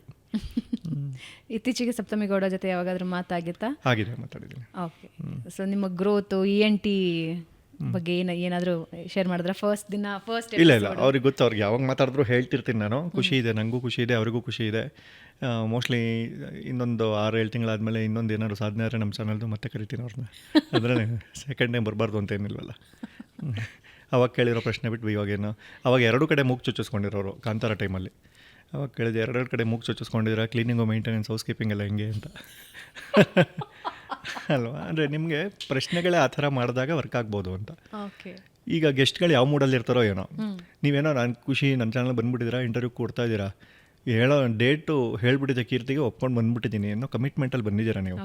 ಯಾರಿಗೆ ಗೊತ್ತು, ನಿಮ್ಮ ಪಕ್ಕದ ಮನೆ ಆಂಟಿಗೆ ಏನೋ ಹುಷಾರಿಲ್ಲ, ನಿಮಗೆ ಬೇಜಾರಲ್ಲಿ ಇರ್ತೀರಾ. ಅಟ್ಲೀಸ್ಟ್ ಅವಾಗ ಪ್ರಶ್ನೆಗಳಿಂದ ಗೆದ್ದರೆ ಕಂಟೆಂಟ್ ನೋಡ್ತಿರ್ತಾರೆ ಜನ ಅಲ್ವಾ. ನಿಮ್ಮ ಉತ್ತರ ರೆಗ್ಯುಲರ್ ಮಜಕ್ಕಿಂತ ಕಡಿಮೆ ಬರಬಹುದು, ಯಾಕೆಂದರೆ ನಿಮ್ಮ ಮೂಡ್ ನಮಗೆ ಗೊತ್ತಿಲ್ಲ, ನೀವು ಬಂದಿದ್ದ ದಿನ ನಿಮ್ಮ ಮನೇಲಿ ಏನೇನು ಪ್ರಾಬ್ಲಮ್ ಇರುತ್ತೆ ಅಂತ. ಅವಾಗ ಅಟ್ಲೀಸ್ಟ್ ನಾವು ಇಂಟರ್ವ್ಯೂ ಮಾಡೋರ್ದಾರು ಮೂಡ್ ಚೆನ್ನಾಗಿರ್ಬೇಕಲ್ವಾ. ಇಬ್ಬರಲ್ಲಿ ಒಬ್ಬರಾದ್ರೂ ಗೆಲ್ಲಬೇಕು, ಇಬ್ಬರು ಗೆದ್ಬಿಟ್ರೆ ಬೋನಸ್ಸು. ಇವಾಗ ಕೀರ್ತಿ ಅವ್ರ ಮೂಡ್ ಹೇಗಿದೆ ಹಾಗಾದರೆ? ಈಗ ಆರಾಮಾಗಿದೆ. ನನ್ನ ಮೂಡ್ ಚೆನ್ನಾಗಿಲ್ಲ ಅಂದ್ರೆ ನೀವು ಆರಾಮಾಗಿ ತೊಗೊಂಡೋಗ್ಬೋದಲ್ವಾ, ಇಲ್ಲದರೂ ಎಡಿಟ್ ನಿಮ್ಮದೇ. ಯಾವಾಗಲೂ ಕಂಟೆಂಟ್ ರೆಡಿ ಆಗೋದು 20% ಪ್ರಿಪ್ರೇಷನಿಂದ, 15% ಶೂಟಿಂದ, ಇನ್ನು 65% ಎಡಿಟಿಂದ. ಓಕೆ. ನಾನು ಅದನ್ನು ನಂಬಿರೋನು. ಆ್ಯಂಡ್ ನಾನು ಶೂಟ್ ಮಾಡೋದು ಎಡಿಟ್ ಪಾಯಿಂಟ್ ಆಫ್ ವ್ಯೂಯಿಂದನೇ. ಇದು ವರ್ಕ್ ಆಗುತ್ತಾ ಆಗಲ್ವಾ, ಯಾರೋ ತುಂಬ ಲ್ಯಾಗ್ ಮಾಡ್ತಾರೆ, ನನಗೆ ಅಲ್ಲೇ ಗೊತ್ತಾಗುತ್ತೆ ಇದು ಇಟ್ಕೋತೀನ ಇಲ್ವಾ ಅಂತ. ಅಲ್ಲೇ ಪ್ರಶ್ನೆ ಕಂಪ್ಲೀಟ್ ಮಾಡಿ ಚೇಂಜ್ ಮಾಡಿಸ್ತೀನಿ ನಾನು. ಅಂದರೆ ಅದು, ಅಥವಾ ಬೇರೆ ಚಾನಲಲ್ಲಿ ಹೇಳ್ಬಿಟ್ಟಿರೋ ತಿರ್ಗಾ ಇಲ್ಲಿ ಯಾಕೆ ಹೇಳಿಸ್ಬೇಕು, ಸರ್ ಅಲ್ಲೊಂದು ಹೇಳಿದ್ರಲ್ಲ ನಮ್ದ್ರಲ್ಲಿ ಒಂದು ಹೇಳಿ ಸರ್ ಪ್ಲೀಸ್ ಸರ್, ಅದೇ ಥರ. ಕಾಂಟೆಂಟ್ ಅಂದರೆ ಯೂಟ್ಯೂಬ್ನಲ್ಲಿ ಕೋಟ್ಯಾಂತರ ಕಾಂಟೆಂಟ್ಸ್ ನೋಡ್ತಾ ಇರ್ತೀವಿ. ಯೂಟ್ಯೂಬ್ ಮಾಡೋರಿಗೋಸ್ಕರ ಕೇಳ್ತಾ ಇದ್ದೀನಿ, ಯಾವ ಕಾಂಟೆಂಟ್ ವರ್ಕ್ ಆಗುತ್ತೆ ಸೋಷಿಯಲ್ ಮೀಡಿಯಾಗೆ? ಇಲ್ಲ ಹಾಗೇನಿಲ್ಲ. ನೋಡಿ, ಮೊನ್ನೆ ಆ ಹುಡುಗಿ ಪ್ರೆಗ್ನೆಂಟ್ ಆಗಿರೋದು ನೋಡಿ, ಆ ಮಗುಗೆ ಗೊತ್ತಿಲ್ಲ, ಆಲ್ರೆಡಿ 1 ಕೋಟಿ ಜನಕ್ಕೆ ಗೊತ್ತು ಅವಳು ಮಗು ಹುಡ್ತಿದೆ ಅಂತ. ಹಂಗೆ ಹೇಳಕ್ಕೆ ಬರಲ್ಲ. ಕಂಟೆಂಟ್ ಯಾವ್ದು ವರ್ಕ್ ಆಗುತ್ತೆ ಯಾವ್ದು ಬಿಡುತ್ತೆ ಅನ್ನಂಗಿದ್ರೆ ನಿಮ್ಮ ಟೇಸ್ಟ್ ಹೆಂಗಿದೆ, ಬೇರೆಯವ್ರಿಗಿಂತ ವಿಶೇಷವಾಗಿ ಏನು ಕೊಡ್ತಿದ್ದೀರಾ ನೀವು, ತುಂಬ ಮ್ಯಾಟ್ರ್ ಆಗತ್ತೆ ಅಷ್ಟೇ. ಯಾರೋ ಹೇಳಿದ್ದನ್ನೇ ನಾನು ಹೇಳ್ತೀನಿ ಅಂದರೆ ಹೇಳು, ತಪ್ಪೇನಿಲ್ಲ, ಬೇರೆ ಥರ ಹೇಳು. ಅದೇ ಹೇಳಿದ್ನಲ್ಲ, ವೈಟ್ ಲೈಟ್ ಬದಲು ಗ್ರೀನ್ ಲೈಟ್ ಹಾಕ್ಬಿಟ್ಟು ಹೇಳು ಅಂತ ಅಲ್ವಾ. ಅವಾಗ ಒಂದು ಸಣ್ಣ ಪ್ರೆಸೆಂಟೇಷನ್ ಆದರೂ ಚೇಂಜ್ ಇರುತ್ತೆ. ಈಗ ಯಾಕೆ ರೀಮಿಕ್ಸ್ ಹಾಡುಗಳು ಅಂತ ಬರ್ತದೆ, ನಾವು ಆಲ್ರೆಡಿ ಕೇಳ್ಬಿಟ್ಟಿದ್ದೀವಲ್ವ, ಬಾನಿಗೊಂದು ಎಲ್ಲಿದೆ, ಅದನ್ನೇ ಒಂದು ಬೀಟ್ಸ್ ಎಲ್ಲ ಹಾಕ್ಬಿಟ್ಟು ರೀಮಿಕ್ಸ್ ಹಾಕಿದ್ರೆ ಹೊಸದಾಗಿರುತ್ತೆ, ಏನೋ ಅಟ್ಲೀಸ್ಟ್ ಒಂಚೂರಾದ್ರೂ ಕೇಳ್ತಾರೆ. ಅದರಲ್ಲಿ ಏನೋ ಒಂದು ಸಣ್ಣ ಪ್ರಯತ್ನ ಮಾಡಿದ್ದಾರೆ ಮ್ಯೂಸಿಕ್ ಡೈರೆಕ್ಟರ್ ಅಲ್ವಾ, ಬೀಟ್ಸ್ ಹಾಕೋಕ್ಕಾದ್ರು. ಇಲ್ಲ, ನೀವು ಅಲ್ಲೇ ಹೇಳಿದ್ರಲ್ಲ ಸರ್, ಸುವರ್ಣ ನ್ಯೂಸಲ್ಲಿ ಹೇಳಿದ್ರಿ ನೀವು ನಿಮ್ಮ ಬಾಲ್ಯದ ಬಗ್ಗೆ ಭಾಳ ಚೆನ್ನಾಗಿತ್ತು, ನಮ್ಮ ಚಾನಲಲ್ಲೂ ಹೇಳ್ಬೋದಾ? ಆ ವರ್ಣ ಹೇಳಲ್ಲ ಅಷ್ಟೇ, ಸರ್ ನಿಮ್ಮ ಬಾಲ್ಯದ ಬಗ್ಗೆ ತಿಳ್ಕೊಳ್ಳೋ ಭಾರಿ ಕುತೂಹಲ ನನಗೆ ಅಂತ. ಅದರಲ್ಲೂ ಹೆಂಗೆ ಹುಡುಕ್ತಾ ಇರ್ತೀವಿ ಅಂದರೆ, ನಿಮ್ಮದ್ರಲ್ಲಿ ಏನೋ ಒಂದು ಇನ್ಸಿಡೆಂಟ್ ಹೇಳ್ಬಿಟ್ಟಿರ್ತಾರೆ, ಒಂದ್ಸಲಿ ಹಾಲು ಚೆಲ್ಲೋಗಿತ್ತು, ನಮ್ಮಮ್ಮ ಜಾರ್ ಬಿದ್ದುಬಿಟ್ರು, ನೋಡ್ರಿ ನಮ್ಮ ಅಪ್ಪ ಬರ್ತಾಯಿದ್ರು, ನಮ್ಮ ಅಪ್ಪನ ಮೇಲೆ ಹೊರಡ್ರು ಅಂತ. ನೀವು ನಿಮ್ಮ ಬಾಲ್ಯದ ಬಗ್ಗೆ ಹೇಳ್ಬೇಕಾದ್ರೆ ಆ ವಿಷಯ ಹೇಳಲಿಲ್ಲ ಅಂದರೆ ನಿಮ್ಮ ಮನೇಲಿ ಯಾವತ್ತಾರು ಎಣ್ಣೆ ಚೆಲ್ಲಿದ್ದೀರಾ ಅಂತ ಕೇಳ್ಬಿಡೋದು. ಹ್ಞೂ ಅಂತ ಅವಾಗ ತೆಗೆಸಿದೆ ಕಂಟೆಂಟು ಅನ್ನೋ ಖುಷಿ. ಅದು ನಮ್ಗೆ ಹೆಂಗಾಗಬೇಕು ಅಂದರೆ ಇಲ್ಲ ಅದು ಆಲ್ರೆಡಿ ಅಲ್ಲಿ ಹೇಳ್ಬಿಟ್ಟಿದ್ದಾರೆ, ಅದನ್ನು ತೆಗೆದು ಹಾಕಿಸ್ಬಾರ್ದು ಇಲ್ಲಿ ಅಂತ. ಯಾವುದೋ 100-2 ಇಂಟರ್ವ್ಯೂಲಿ ಪ್ರಶ್ನೆ ರಿಪೀಟ್ ಆದರೆ ಓಕೆ, ಬಟ್ ತಿರ್ಗಾ ಅದನ್ನೇ ಹೇಳಿದ್ರೆ, ಈಗ ಮೊನ್ನೆ ನಾನು ಕವಿರಾಜ್ ಅವ್ರದ್ದು ನಾಗೇಂದ್ರ ಪ್ರಸಾದ್ ಅವ್ರು ಇಂಟರ್ವ್ಯೂ ಮಾಡಿದಾಗ ಅವನು ಯಾರೋ ನನಗೆ ಮೆಸೇಜ್ ಮಾಡಿದ, ನಾನು ಕವಿರಾಜ್ ಅವರು ನಾಗೇಂದ್ರ ಪ್ರಸಾದ್ ಅವರೆಲ್ಲ ದೊಡ್ಡ ಫ್ಯಾನು, ನೀವು ಟೈಮ್ ವೇಸ್ಟ್ ಮಾಡಿಬಿಟ್ಟಿದ್ದೀರ ಅವ್ರನ್ನ ಇಟ್ಕೊಂಡು. ಹೌದಾ, ಸರಿನಪ್ಪ. ಅವ್ರ ಬಗ್ಗೆ ಇನ್ನೂ ಅವ್ರ ಬಾಲ್ಯದ ಬಗ್ಗೆ ಕೇಳಬೇಕಾಗಿತ್ತು, ಅವ್ರಿದ್ರ ಬಗ್ಗೆ ಸಾಧನೆಗಳ ಬಗ್ಗೆ ಕೇಳಬೇಕಾಗಿತ್ತು. ನೀನು ಹೆಂಗೋ ದೊಡ್ಡ ಫ್ಯಾನ್ ಆಗ್ತೀಯ ಅಂದೆ ನಾನು. ಅಲ್ಲ, ಅವರು 3000 ಹಾಡು ಬರ್ದಿದ್ದಾರೆ, 25 ವರ್ಷದಿಂದ ಇಂಡಸ್ಟ್ರಿಯಲ್ಲಿದ್ದಾರೆ, ಒಂದು 800 ಇಂಟರ್ವ್ಯೂ ಕೊಟ್ಟಿದ್ದಾರೆ, ಅವ್ರ ಬಾಲ್ಯದ ಬಗ್ಗೆ ಎಲ್ಲ ಕಡೆ ಹೇಳ್ಬಿಟ್ಟಿದ್ದಾರೆ. ನೋಡು, ಅಲ್ಲಿ ನೋಡೇ ಇಲ್ವಲ್ಲ ನೀನಿನ್ನ, ಇದೇ ಫಸ್ಟ್ ಇಂಟರ್ವ್ಯೂ ನೀನು ನೋಡ್ತಿರೋದು ಅವ್ರದ್ದು ಅಂತ ಅಲ್ವಾ. ಅವ್ನು ದೊಡ್ಡ ಫ್ಯಾನ್ ಆಗೋಕ್ಕೆ ಸಾಧ್ಯ ಇಲ್ಲ ಅವಾಗ ಅಲ್ವಾ. ಅವ್ರ ಬಾಲ್ಯದ ಬಗ್ಗೆ ಕೇಳಬೇಕಾಗಿತ್ತು ಅಂದರೆ ಅವ್ರ ಬಾಲ್ಯ ನಿಂಗೆ ಗೊತ್ತಿಲ್ಲ, ನೀನು ಹೆಂಗೆ ದೊಡ್ಡ ಫ್ಯಾನ್ ಆಗ್ತೀಯಾ? ಹುಡುಕ್ಬೇಕಲ್ವಾ ನೀನು. ಅವ್ರು ದೊಡ್ಡ ಫ್ಯಾನ್ ಆದರೆ ಹುಡುಕ್ಬೇಕು, ಅವ್ರದ್ದು ಎಲ್ಲೆಲ್ಲಿ ಇಂಟರ್ವ್ಯೂ ಕೊಟ್ಟಿದ್ದಾರೆ ಹುಡುಕ್ಬೇಕು. ಇಲ್ಲ ಅವ್ರ ಮನೆ ಅಡ್ರೆಸ್ ತೊಗೊಂಡು ಹೋಗ್ಬಿಡ್ಬೇಕು, ಸಾರ್ ನಿಮ್ಮ ದೊಡ್ಡ ಫ್ಯಾನು, ನಿಮ್ಮ ಹಾಡಿಂದ ಆ ಲೈನ್ ನಂಗೆ ಸಖತ್ ಇಷ್ಟ, ಈ ಲೈನ್ ಸಖತ್ ಇಷ್ಟ ಅಂತ ಹೇಳಬೇಕು. ಇಲ್ಲ ಸುಮ್ಮನೆ ಅದು ಕ್ಲೈಮ್ ಮಾಡೋಂಗಿಲ್ಲ ನಾನು ಫ್ಯಾನ್ ಅಂತ. ಹಾಗೆ ಇಲ್ಲಿವರೆಗೂ ಎಷ್ಟು ಇಂಟರ್ವ್ಯೂಸ್ ಆಗಿದೆ ಗೊತ್ತಿಲ್ಲ, ನೆನಪಿಲ್ಲ. ದಿ ಬೆಸ್ಟ್, ನಿಮ್ಮ ವೇವ್ ಲೆಂತ್ಗೆ ಮ್ಯಾಚ್ ಆಗಿ, ನಿಮ್ಮ ಎನರ್ಜಿಗೆ ಮ್ಯಾಚ್ ಆಗಿ ಸಿಕ್ಕಾಪಟ್ಟೆ ಎಂಜಾಯ್ ಮಾಡಿದ್ದ ಗೆಸ್ಟ್ ಯಾರು? ಎಂಜಾಯ್ ಮಾಡಿದರು ನಿರಂಜನ್ ದೇಶಪಾಂಡೆ, ಪ್ರದೀಪ್ ಈಶ್ವರ್. ಅನ್ಎಕ್ಸ್ಪೆಕ್ಟೆಡ್ಡು ನಮ್ಮ ತಟ್ ಅಂತ ಹೇಳಿ ನಾ ಸೋಮೇಶ್ವರ್ ಅವರು. ಶಿವಣ್ಣ ಎಂಜಾಯ್ ಮಾಡಿದರು. ಮೊನ್ನೆ ರಾಘವೇಂದ್ರ ನಯನ ಬಂದಿದ್ದರು, ಅಂಕಿತಾ ಅಮರು. ಅಂದರೆ ಹೆಸರುಗಳು ಸಡನ್ನಾಗಿ ಬರಲ್ಲ, ಬಟ್ ಇವರೆಲ್ಲ ಎಂಜಾಯ್ ಮಾಡೋಕ್ಕೆ ಬಂದು ಕೂತಿದ್ದೆ, ಐ ಬಾರ ನೀನ ನಾನಾ ಅಂತ. ನಂಗೆ ಹಂಗೆ ಬಂದುಬಿಟ್ರೆ ಭಾಳ ಖುಷಿ. ಅಜಿತ್ ಸರ್ನ ನಾವು ಹಂಗೆ ನೋಡೇ ಇರಲಿಲ್ಲ, ಎಷ್ಟು ಆರಾಮಾಗಿ ಎಂಜಾಯ್ ಮಾಡಿದ್ರು ಅವರು. ಖುಷಿ ಅಲ್ವಾ.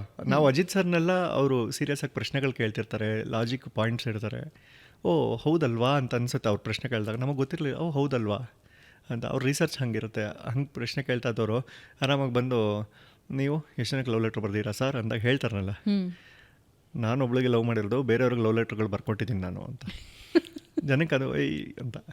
ನೀವು ಎಷ್ಟು ಜನರಿಗೆ ಲವ್ ಲೆಟ್ರ್ ಬರ್ಕೊಟ್ಟಿದ್ದೀರಾ? ನಾನು ತುಂಬ ಜನಕ್ಕೆ ಬರ್ಕೊಟ್ಟಿದ್ದೀನಿ. ನೀವೇ ಕೊಟ್ಟಿದ್ದೀರಾ, ಅವರೇ ನೀವು ಬರ್ಕೊಟ್ಟಿದ್ದೀರಾ? ಇಲ್ಲ, ಅದೇ ಬರ್ಕೊಂಡಿದ್ದೀನಿ, ಅಜಿತ್ ಸರ್ ಥರ ನಾನು.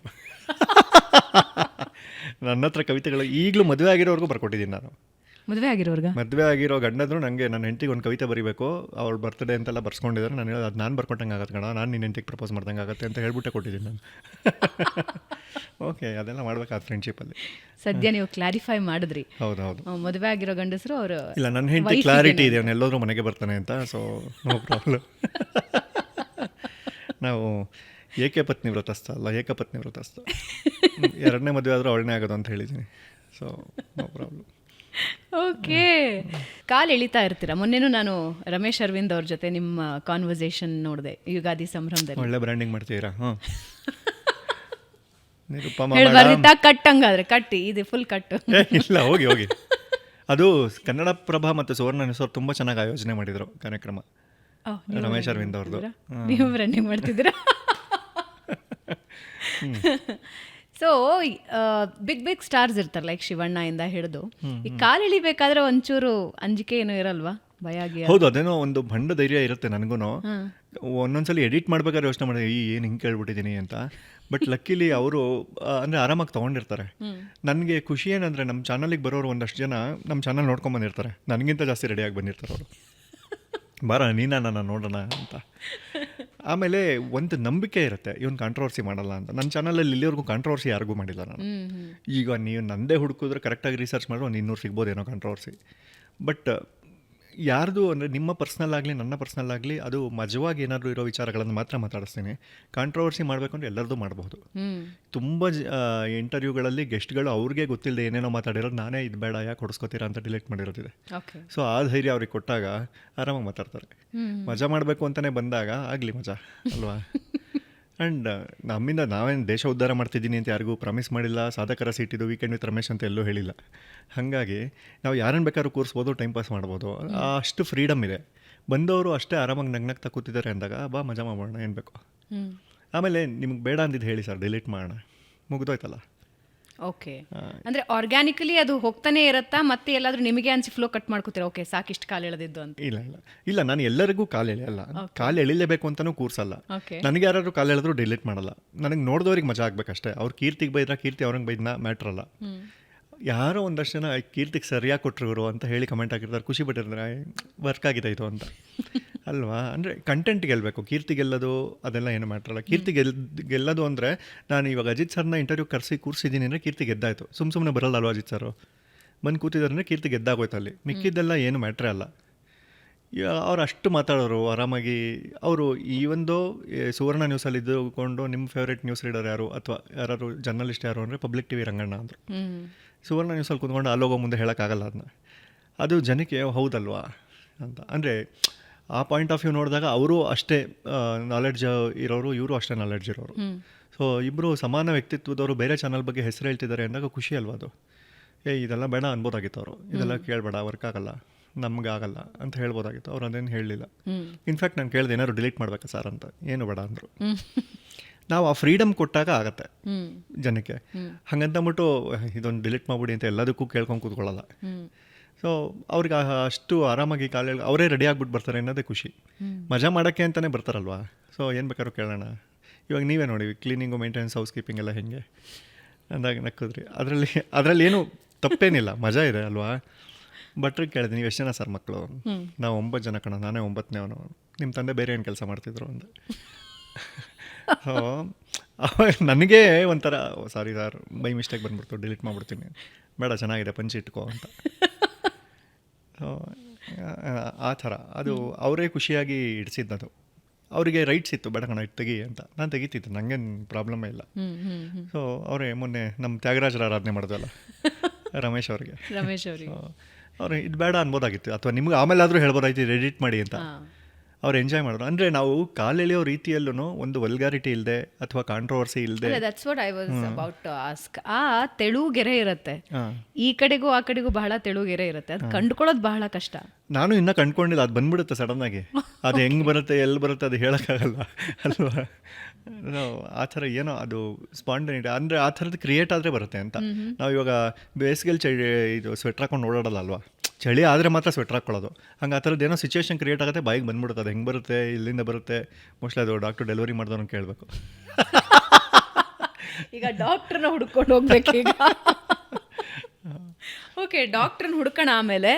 ಆದರೆ ನಿಮಗೆ ಯಾವಾಗ ಅಥವಾ ಯಾರಿಂದಾದರೂ ನಿಮಗೆ ಹಿಂಗಿದ್ದೊಂದು ಸಜೆಷನ್ ಬಂತ, ನಿಮ್ಮದು ಟೈಮಿಂಗ್ ಬಹಳ ಚೆನ್ನಾಗಿದೆ ಮಾತಿಂದು, ನೀವು ಈ ಥರದ್ದೊಂದು ಶುರು ಮಾಡಬೇಕು ಅಂತ ಅನ್ನಿಸ್ತಾ, ಅಥವಾ ನಿಮಗೆ ಅನ್ನಿಸ್ತಾ I can start with it ಅಂತ? ಯಾಕಂದರೆ ನಮಗೆ ಅನ್ನಿಸ್ದಾಗ ನಾವು ಶುರು ಮಾಡ್ತೀವಿ, ಹೌದು, ಬಟ್ ಅದಕ್ಕೆ ಕೆಲವೊಂದು ಪ್ರೇರಣೆಗಳು ಬೇರೆ ಇರುತ್ತೆ. ಇಲ್ಲ ಇಲ್ಲ, ನನಗೆ ಅನ್ನಿಸ್ತು. ಅದಕ್ಕೆ ಮುಂಚೆ ತುಂಬ ಜನ ಯೂಟ್ಯೂಬ್ ಮಾಡಿದ್ರು, ಅವಾಗ ನಾವು ಮಾಡ್ಬೋದಲ್ಲ ಅಂತ ಅನ್ನಿಸ್ತು ನನಗೆ.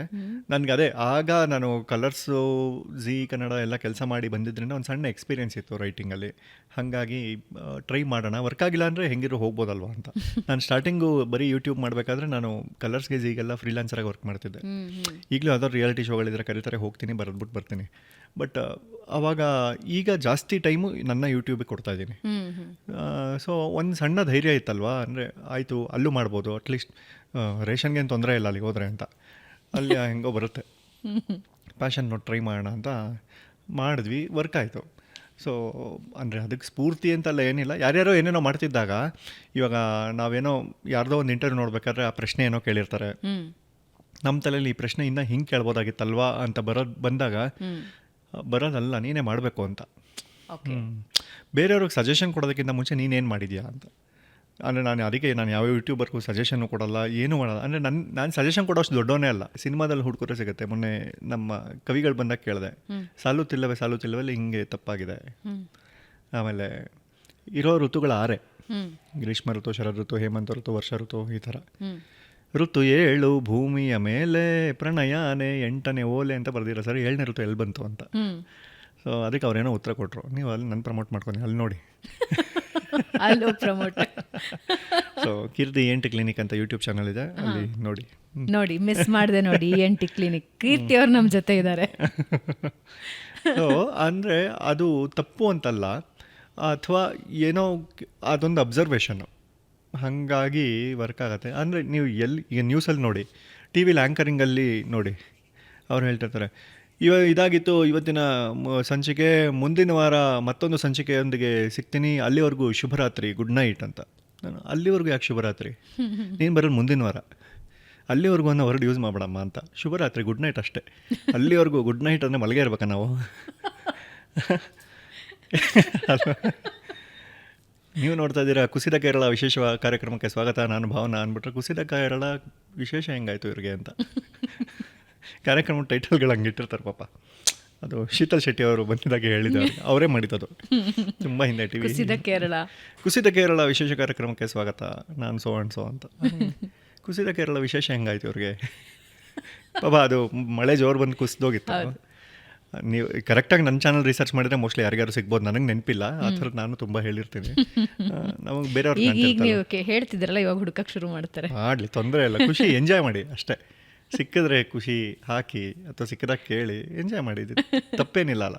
ನಾನೇ ಹೇಳ್ತಾ ಏನಿಲ್ಲ, ಮೋಸ್ಟ್ಲಿ ಮಾಡಿರ್ತೀನಿ ನಾನು ಅಂತ. ತಪ್ಪು ಒಪ್ಕೊಂಡ್ರೆ ಹೀರೋ ಆಗ್ತಾರೆ ಇವಾಗ, ಗೊತ್ತಾ? ತುಂಬ ಜನ ತಪ್ಪೇ ಒಪ್ಕೊಳ್ಳಲ್ಲ ಅಲ್ವಾ? ಯಾರ ತಪ್ಪುಗಳನ್ನು ಹುಡುಕೊಂಡು ಕೂತ್ಕೊಳ್ಳೇಬಾರ್ದು. ಅದಕ್ಕೆ ಬೇರೆ ಬೇರೆ ಚಾನಲ್ಗಳಿದೆ. ಏಷ್ಯಾನೆಟ್, ಸುವರ್ಣ ನ್ಯೂಸ್ ಇದೆ, ಇನ್ನೂ ಒಂದಷ್ಟು ಚಾನಲ್ ಇದೆ, ಹೆಸರು ಹೇಳೋಂಗಿಲ್ಲ ಅನ್ಸುತ್ತೆ ಇಲ್ಲಿ. ಅಂದರೆ ನೀವುಗಳು ಕರೆಕ್ಟಾಗಿ ತೋರಿಸ್ತೀರಾ, ಹಿಂಗೆ ತಪ್ಪು ಮಾಡಿದಾರೆ ನೋಡಿ ಅಂತ. ಯಾವುದೋ ಒಂದೊಂದ್ಸಲಿ ನಾವು ತಪ್ಪು ಮಾಡಿರೋನು ತೋರಿಸ್ತೀವಿ ಅಂತ ಅಂದ್ಬಿಟ್ಟು ನ್ಯೂ ಇಯರಲ್ಲಿ, ಯುಗಾದಿಯಲ್ಲಿ ಒಂದು ಬ್ಲೂಪರ್ ಅಂತ ಹಾಕ್ಬಿಟ್ಟು ನೀವು ರೀಟೇಕ್ ತೊಗೊಂಡಿರೋದೆಲ್ಲ ಹಾಕ್ತೀರಾ. ಹಾಗೆ ಅದು. ಓಕೆ. ಸೊ ಯೂಶ್ವಲಿ ಹೆಂಗಾಗತ್ತೆ ಅಂತ ಹೇಳಿದ್ರೆ, ಈ ತುಂಬ ಬರೆಯೋರು, ತುಂಬ ಕೆಲಸದಲ್ಲಿ ಬ್ಯುಸಿ ಇರೋರು ಮೂಡಿ ಇರ್ತಾರಂತೆ ಮನೇಲಿ. ಹೌದು.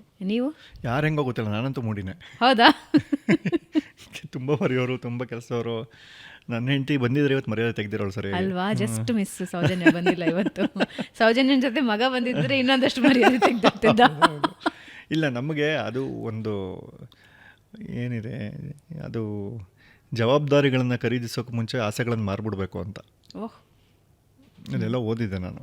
ಅಂದರೆ ಅದು ಯಾವಾಗಲೂ ಮನೇಲಿ ಅಥವಾ ಇನ್ನೂ ಸೆಟ್ಲ್ ಆಗಿಲ್ಲ ಅಂದರೆ ನಮ್ಮ ಏಜ್ ಅವ್ರಿಗೆಲ್ಲ ಅದೇ ಇರುತ್ತೆ. EMI ಹೆಂಗೆ ಕಟ್ಟೋದು, ಮಕ್ಕಳು ಫೀಸ್ ಹೆಂಗೆ ಕಟ್ಟೋದು, ಮನೆಗೆ ರೇಷನ್ ಹೆಂಗೆ ತಂದು ಹಾಕೋದು, ಇವಾಗ ಈ ಇಂಟರ್ವ್ಯೂ ಮಾಡಿಲ್ಲ ಅಂದರೆ ನೆಕ್ಸ್ಟ್ ಯಾರಿಗೆ ಇದು ಮಾಡೋದು, ಮತ್ತು ಯಾರೋ ಸ್ಪಾನ್ಸರ್ಸ್ ಇರ್ತಾರೆ, ಬ್ರ್ಯಾಂಡ್ಗಳಿರುತ್ತೆ, ಕಮಿಟ್ಮೆಂಟ್ ಇರುತ್ತೆ, ಆನ್ ಟೈಮ್ ಹೋಗಬೇಕು. ಹಾಗಂತ ಫಿಲ್ಲರಾಗಿ ಯಾರ್ಯಾರನ್ನೋ ಕರ್ಕೊಂಬಂದು ಕೂರ್ಸೋಕ್ಕಾಗಲ್ಲ. ಈ ಥರದ್ದೆಲ್ಲ ಇದ್ದಾಗ ತಲೆ ಓಡ್ತಾ ಇರುತ್ತೆ. ಊಟ ಮಾಡ್ಬೇಕಾದ್ರೆ ನೆಕ್ಸ್ಟ್ ಇವ್ರು ಬರ್ತಾರೆ, ಇವ್ರಿಗೇನು ಪ್ರಶ್ನೆ ಕೇಳ್ಬೋದು, ಏನು ಮಾಡ್ಬೋದು ಅಂತ. ಆ ಥರ ಟೈಮಲ್ಲಿ ನಾವು ಒಂದು ಸಣ್ಣ ಕ್ವಾಲಿಟಿ ಅನ್ನೋದು ರೆಡ್ಯೂಸ್ ಆಗುತ್ತೆ. ಕ್ವಾಲಿಟಿ ಟೈಮ್ ಅನ್ನೋದು ಮಾಮೂಲಿ ಅವ್ರನ್ನ ನಾವು ಹೋಟ್ಲಿಗೆ ಕರ್ಕೊಂಡು ಹೋಗ್ತೀವಿ, ಸಿನಿಮಾ ಕರ್ಕೊಂಡು ಹೋಗ್ತೀವಿ, ಊಟಕ್ಕೆ, ದೇವಸ್ಥಾನಕ್ಕೆ, ಎಲ್ಲ ಕಡೆ ಕರ್ಕೊಂಡು ಹೋದ್ರೂ ಅಲ್ಲಿಗೆ ಹೋದಾಗಲೂ ನಾವು ಇದ್ರ ಬಗ್ಗೆನೇ ಯೋಚನೆ ಮಾಡ್ತಾ ಇದ್ದಾಗ ಅವ್ರೇನೋ ಹೇಳ್ತಿರ್ತಾರೆ. ನನ್ನ ಹೆಂಡತಿ ಅಂತೂ ಏನೋ ಹೇಳಿರ್ತಾಳೆ, ನಾನೇನು ಹೇಳ್ದೆ ಹೇಳು ಅಂತಾಳೆ ಇನ್ನೊಂದ್ಸಲಿ. ದೊಡ್ಡ ಅವಮಾನ ಅದು, ಬಟ್ ಅದು ಕರೆಕ್ಟ್. ಅವಳು ನನಗೆ ಸರಿಯಾಗಿ ಕೇಳಿಸ್ಕೊಂಡಿರಲ್ಲ. ಒಂದೆರಡು ಸಲ ಕರೆಕ್ಟಾಗಿ ಕೇಳಿಸ್ಕೊಂಡಿದ್ದಾಗ ಮಾತ್ರ ನಂಗೆ ಕೋಪ ಬರುತ್ತೆ. ಇನ್ನು 15 ಸಲ ನಾನು ಕೇಳಿಸ್ಕೊಂಡಿರಲ್ಲ, ಅವಳಿಗೆ ಹೆಂಗಾಗಿರ್ಬೇಡ ಅಂತ ಯೋಚನೆ ಬರಲ್ಲ ನಮಗೆ. ನಾವು ಯಾವಾಗಲೂ ನಮ್ಮ ಪಾಯಿಂಟ್ ಆಫ್ ವ್ಯೂ ನೋಡ್ತಿರ್ತೀವಲ್ವಾ. ಸೊ ಹಾಗಾಗಿ ಆ ಕ್ವಾಲಿಟಿ ಟೈಮ್ ಅನ್ನೋದು ಕಡಿಮೆ ಆಗಿಬಿಡುತ್ತೆ ಕೊಡೋದು. ಮನೇಲಿ ಅವಳು ಯಾವಾಗಲೂ ಹೇಳ್ತೀನಿ, ಮನೇಲಿ ಇರೋದು ಇಂಪಾರ್ಟೆಂಟ್ ಅಲ್ಲ, ಮನೇಲಿ ಇದ್ದು ನೀನು ಎಷ್ಟು ಕ್ವಾಲಿಟಿ ಟೈಮ್ ಕೊಟ್ಟೆ ಅನ್ನೋದು ಇಂಪಾರ್ಟೆಂಟು ಅಂತ. ನಾವು ಎಲ್ಲ ಕಡೆ ಹುಡುಕ್ತೇವೆ ಕ್ವಾಲಿಟಿ ಟೈಮ್ ಅಂದರೆ ಏನು, ಹೇಗೆ ಕೊಡೋದು. ಕೊಟ್ಟಾಗ ಉಗಿಸ್ಕೊಂಡಾಗ 2 ದಿನ ಕೊಡ್ತೀವಿ, 3 ದಿನದಿಂದ ಶೂಟ್ ಇದೆ ಬರಲ್ಲ ಅನ್ನೋದು ಅಷ್ಟೇ. ಅದು 100 ಜನ ಇಲ್ದಿರೆ ನಮಗೊಂಥರ ಗಂಡ ಅನ್ಸ್ಕೊಳ್ಳೋಕ್ಕೆ ಅವಮಾನ. ಅದು ಯಾರು ಪರ್ಫೆಕ್ಟ್ ಗಂಡ ಅಂತಿಲ್ವೇ ಇಲ್ಲ. ಅದು ಯಾರು ಇಲ್ಲಿವರೆಗೂ ಅರ್ಥ ಮಾಡ್ಕೊಂಡಿದ್ದು ಪರ್ಫೆಕ್ಟ್ ಗಂಡನ ಕ್ವಾಲಿಟೀಸ್ ಏನಿರಬೇಕು? ಇಲ್ಲ, ಪರ್ಫೆಕ್ಟ್ ಗಂಡ ಅನ್ಸ್ಕೊಳ್ಳೋಕೆ ಚಾನ್ಸೇ ಇಲ್ಲ. ಅವ್ನಿಗೇನಾದ್ರು ಅಂಥ ಕ್ವಾಲಿಟಿ ಇದ್ರೆ ಅವ್ನು ಪರ್ಫೆಕ್ಟ್ ಗಂಡ ಅಲ್ಲ ಅಂತ ಚಾನ್ಸೇ ಇಲ್ಲ. ಅದು ಅಂದರೆ ಒಬ್ಬೊಬ್ರು ಅದು ಯಾರೂ ಸರಿಯಾಗಿರೋ ಗಂಡ ಅಂತ ಸಿಗಲ್ಲ, ಸಿಕ್ಕವನ್ನೇ ಹೊಡೆದು ಬಡ್ದು ಸರಿ ಮಾಡ್ಕೋಬೇಕು. ಯಾರು ಚೆನ್ನಾಗಿರೋ ಹೆಂಡತಿ ಅಂತ ಸಿಗಲ್ಲ, ಇರೋಳನ್ನೇ ತೊಳೆದು ಬಳ್ದು ಸರಿ ಮಾಡ್ಕೋಬೇಕು. ಹಂಗೆ ಸೌಜನ್ಯ ಹೊಡೆದು ಬಡ್ದು ಸರಿ ಮಾಡ್ಕೊಂಡಿದ್ದಾರೆ. ಅಫ್ಕೋರ್ಸ್ ಎಲ್ಲರ ಮನೇಲೂ ಹೊಡೆದಿರ್ತಾರೆ. ಕೆಲವ್ರು ಹೇಳಲ್ಲ, ನಾವು ಹೇಳ್ಕೊತೀವಿ ಅಷ್ಟೇ. ನೀವು ಲೈಟಾಗಿ ಕೂರಿಸಿದ್ದೀರಾ, ಎಷ್ಟೊಂದು ಜನ ಲೈಟಿಂದ ಇರೋರು ಅವ್ರಿಗೆ ನೋವಾಗ್ತಿರುತ್ತೆ. ಇವಾಗ ನನಗೂ ಹೊಡೆದಿದ್ದಾರೆ, ನಂಗೆ ಯಾರು ಕರೆದು ಕೇಳಿಲ್ಲ, ನಾನು ಹೇಳಿಲ್ಲ ಅಂತ. ಕೇಳಿ ನಿಮ್ಮ ಕ್ಯಾಮ್ರಾಮನ್ನ ತೋರಿಸಿ ಈ ಕಡೆ. ಮುಗಿತಾ? ಅಷ್ಟೇ, ಹಂಗಾರೆ ಬಿದ್ದಿದೆ ಹೋದೆ ಅಂತ. ಏನು ಎಡಿಟ್ ಮಾಡೋಂಗೂ ಬಿದ್ದಿರುತ್ತೆ. ಜೋಶಲ್ಲಿ ಇರ್ತಾರೆ ಸ್ಟಾರ್ಟಿಂಗ್, ಇವಾಗ ಲವ್ ಮಾಡ್ತಾನೆ, ಮೆಸೇಜ್ ಮಾಡ್ತಾನೆ, ಯಾವ ಕಲರ್ ಡ್ರೆಸ್ ಹಾಕೊಂಡಿದ್ಯಾ ಅಂತ. ಚೇಂಜ್ ಆಗುತ್ತದೆ ಲವ್ ಲೈಫ್ಗೂ ಮ್ಯಾರೇಜ್ ಲೈಫ್ಗೂ. ಏನು ಲವ್ ಲೈಫ್ಗೂ ಮ್ಯಾರೇಜ್ ಲೈಫ್ಗೂ ಅದು ಯಾವಾಗಲೂ ರೆಸ್ಪಾನ್ಸಿಬಿಲಿಟಿ ಅಂತ ಬಂದ್ಬಿಟ್ಟಾಗ ನಮ್ಮದು ಯಾವಾಗಲೂ ಅಲ್ಲೇ ಇರುತ್ತೆ. ನಿಮಗೆ ಅದು ಪ್ರದೀಪ್ ಈಶ್ವರ್ ಒಂದು ಮಾತು ಹೇಳಿದ್ರು, ಮದುವೆ ಆಗೋ ಹುಡುಗರು ನನಗೆ ನೀನೇ ಪ್ರಪಂಚ ನೀನು ಒಬ್ಳಿದ್ರೆ ಏನು ಬೇಕಾದ್ರೂ ಮಾಡ್ಬಿಡ್ತೀನಿ ಅಂತಾರೆ. ಏನು ಮಾಡೋಕ್ಕಾಗಲ್ಲ ಮಗ, ಮಕ್ಕಳಾಗತ್ತಷ್ಟೇ ಅಂತ ಅಲ್ವಾ? ಸೊ ನಿಮಗೆ ರೆಸ್ಪಾನ್ಸಿಬಿಲಿಟಿ ಅಂತ ಬಂದಾಗ ನಿಮ್ಗೆ ಯಾವಾಗಲೂ ತಲೆ ಅಲ್ಲೇ ಇರುತ್ತೆ. ಇವಾಗ ನಿಮಗೆ 9 ಗಂಟೆಗೆ ನ್ಯೂಸ್ ಓದಬೇಕಾಗಿರುತ್ತೆ. ನಿಮ್ಮ ತಂದೆ ಏನೋ ಹಣ್ಣು ತರೋಕೋ ಬಾಳೆಹಣ್ಣು ತರೋಕೋ ಏನೋ ಹೇಳಿರ್ತಾರೆ, ತೊಗೊಂಬಂದು ಇಟ್ಬಿಟ್ಟು ಹೋಗು ಅಂತ. ನೀವು ನ್ಯೂಸ್ ಬಗ್ಗೆ ಕಾನ್ಸಂಟ್ರೇಟ್ ಮಾಡ್ತೀರಾ, ಬಾಳೆಹಣ್ಣು ಬಗ್ಗೆ ಕಾನ್ಸಂಟ್ರೇಟ್ ಮಾಡ್ತೀರಾ? ಆಬ್ವಿಯಸ್ಲಿ ನ್ಯೂಸ್ ಬಗ್ಗೆ. ಅಷ್ಟೇ, ಅದು ಜವಾಬ್ದಾರಿ ಅಲ್ವಾ? ಮತ್ತು ಅವಾಗ ನೀವು ಒಳ್ಳೆ ಮಗಳಲ್ವಾ? Quality time ಕೊಡ್ತಿಲ್ವಾ? ಹಾಗಲ್ಲ ಪಾಪ. ಅದೇ ಅವ್ರು ಹೇಳೋದು ಕರೆಕ್ಟ್ ಇರುತ್ತೆ, ಅವ್ರ ಪಾಯಿಂಟ್ ಆಫ್ ವ್ಯೂ ಯೋಚನೆ ಮಾಡ್ತಿರ್ತಾರೆ ಪಾಪ. ಬಟ್ ನಾವು ನಮ್ಮದೇ ತುಂಬ ದೊಡ್ಡ ಜವಾಬ್ದಾರಿ ಅಂದ್ಕೊಂಡು ಬದುಕ್ತಿರ್ತೀವಿ. ಮನೆ ನೋಡ್ಕೊಳ್ಳೋದು ತುಂಬ ದೊಡ್ಡ ಜವಾಬ್ದಾರಿ ಅಂತ ನಮ್ಗೆ ಅನ್ಸೋದೇ ಇಲ್ಲ. ಅದೆಲ್ಲ ಕೋವಿಡಲ್ಲಿ ತುಂಬ ಚೆನ್ನಾಗಿ ಗೊತ್ತಾಯಿತು.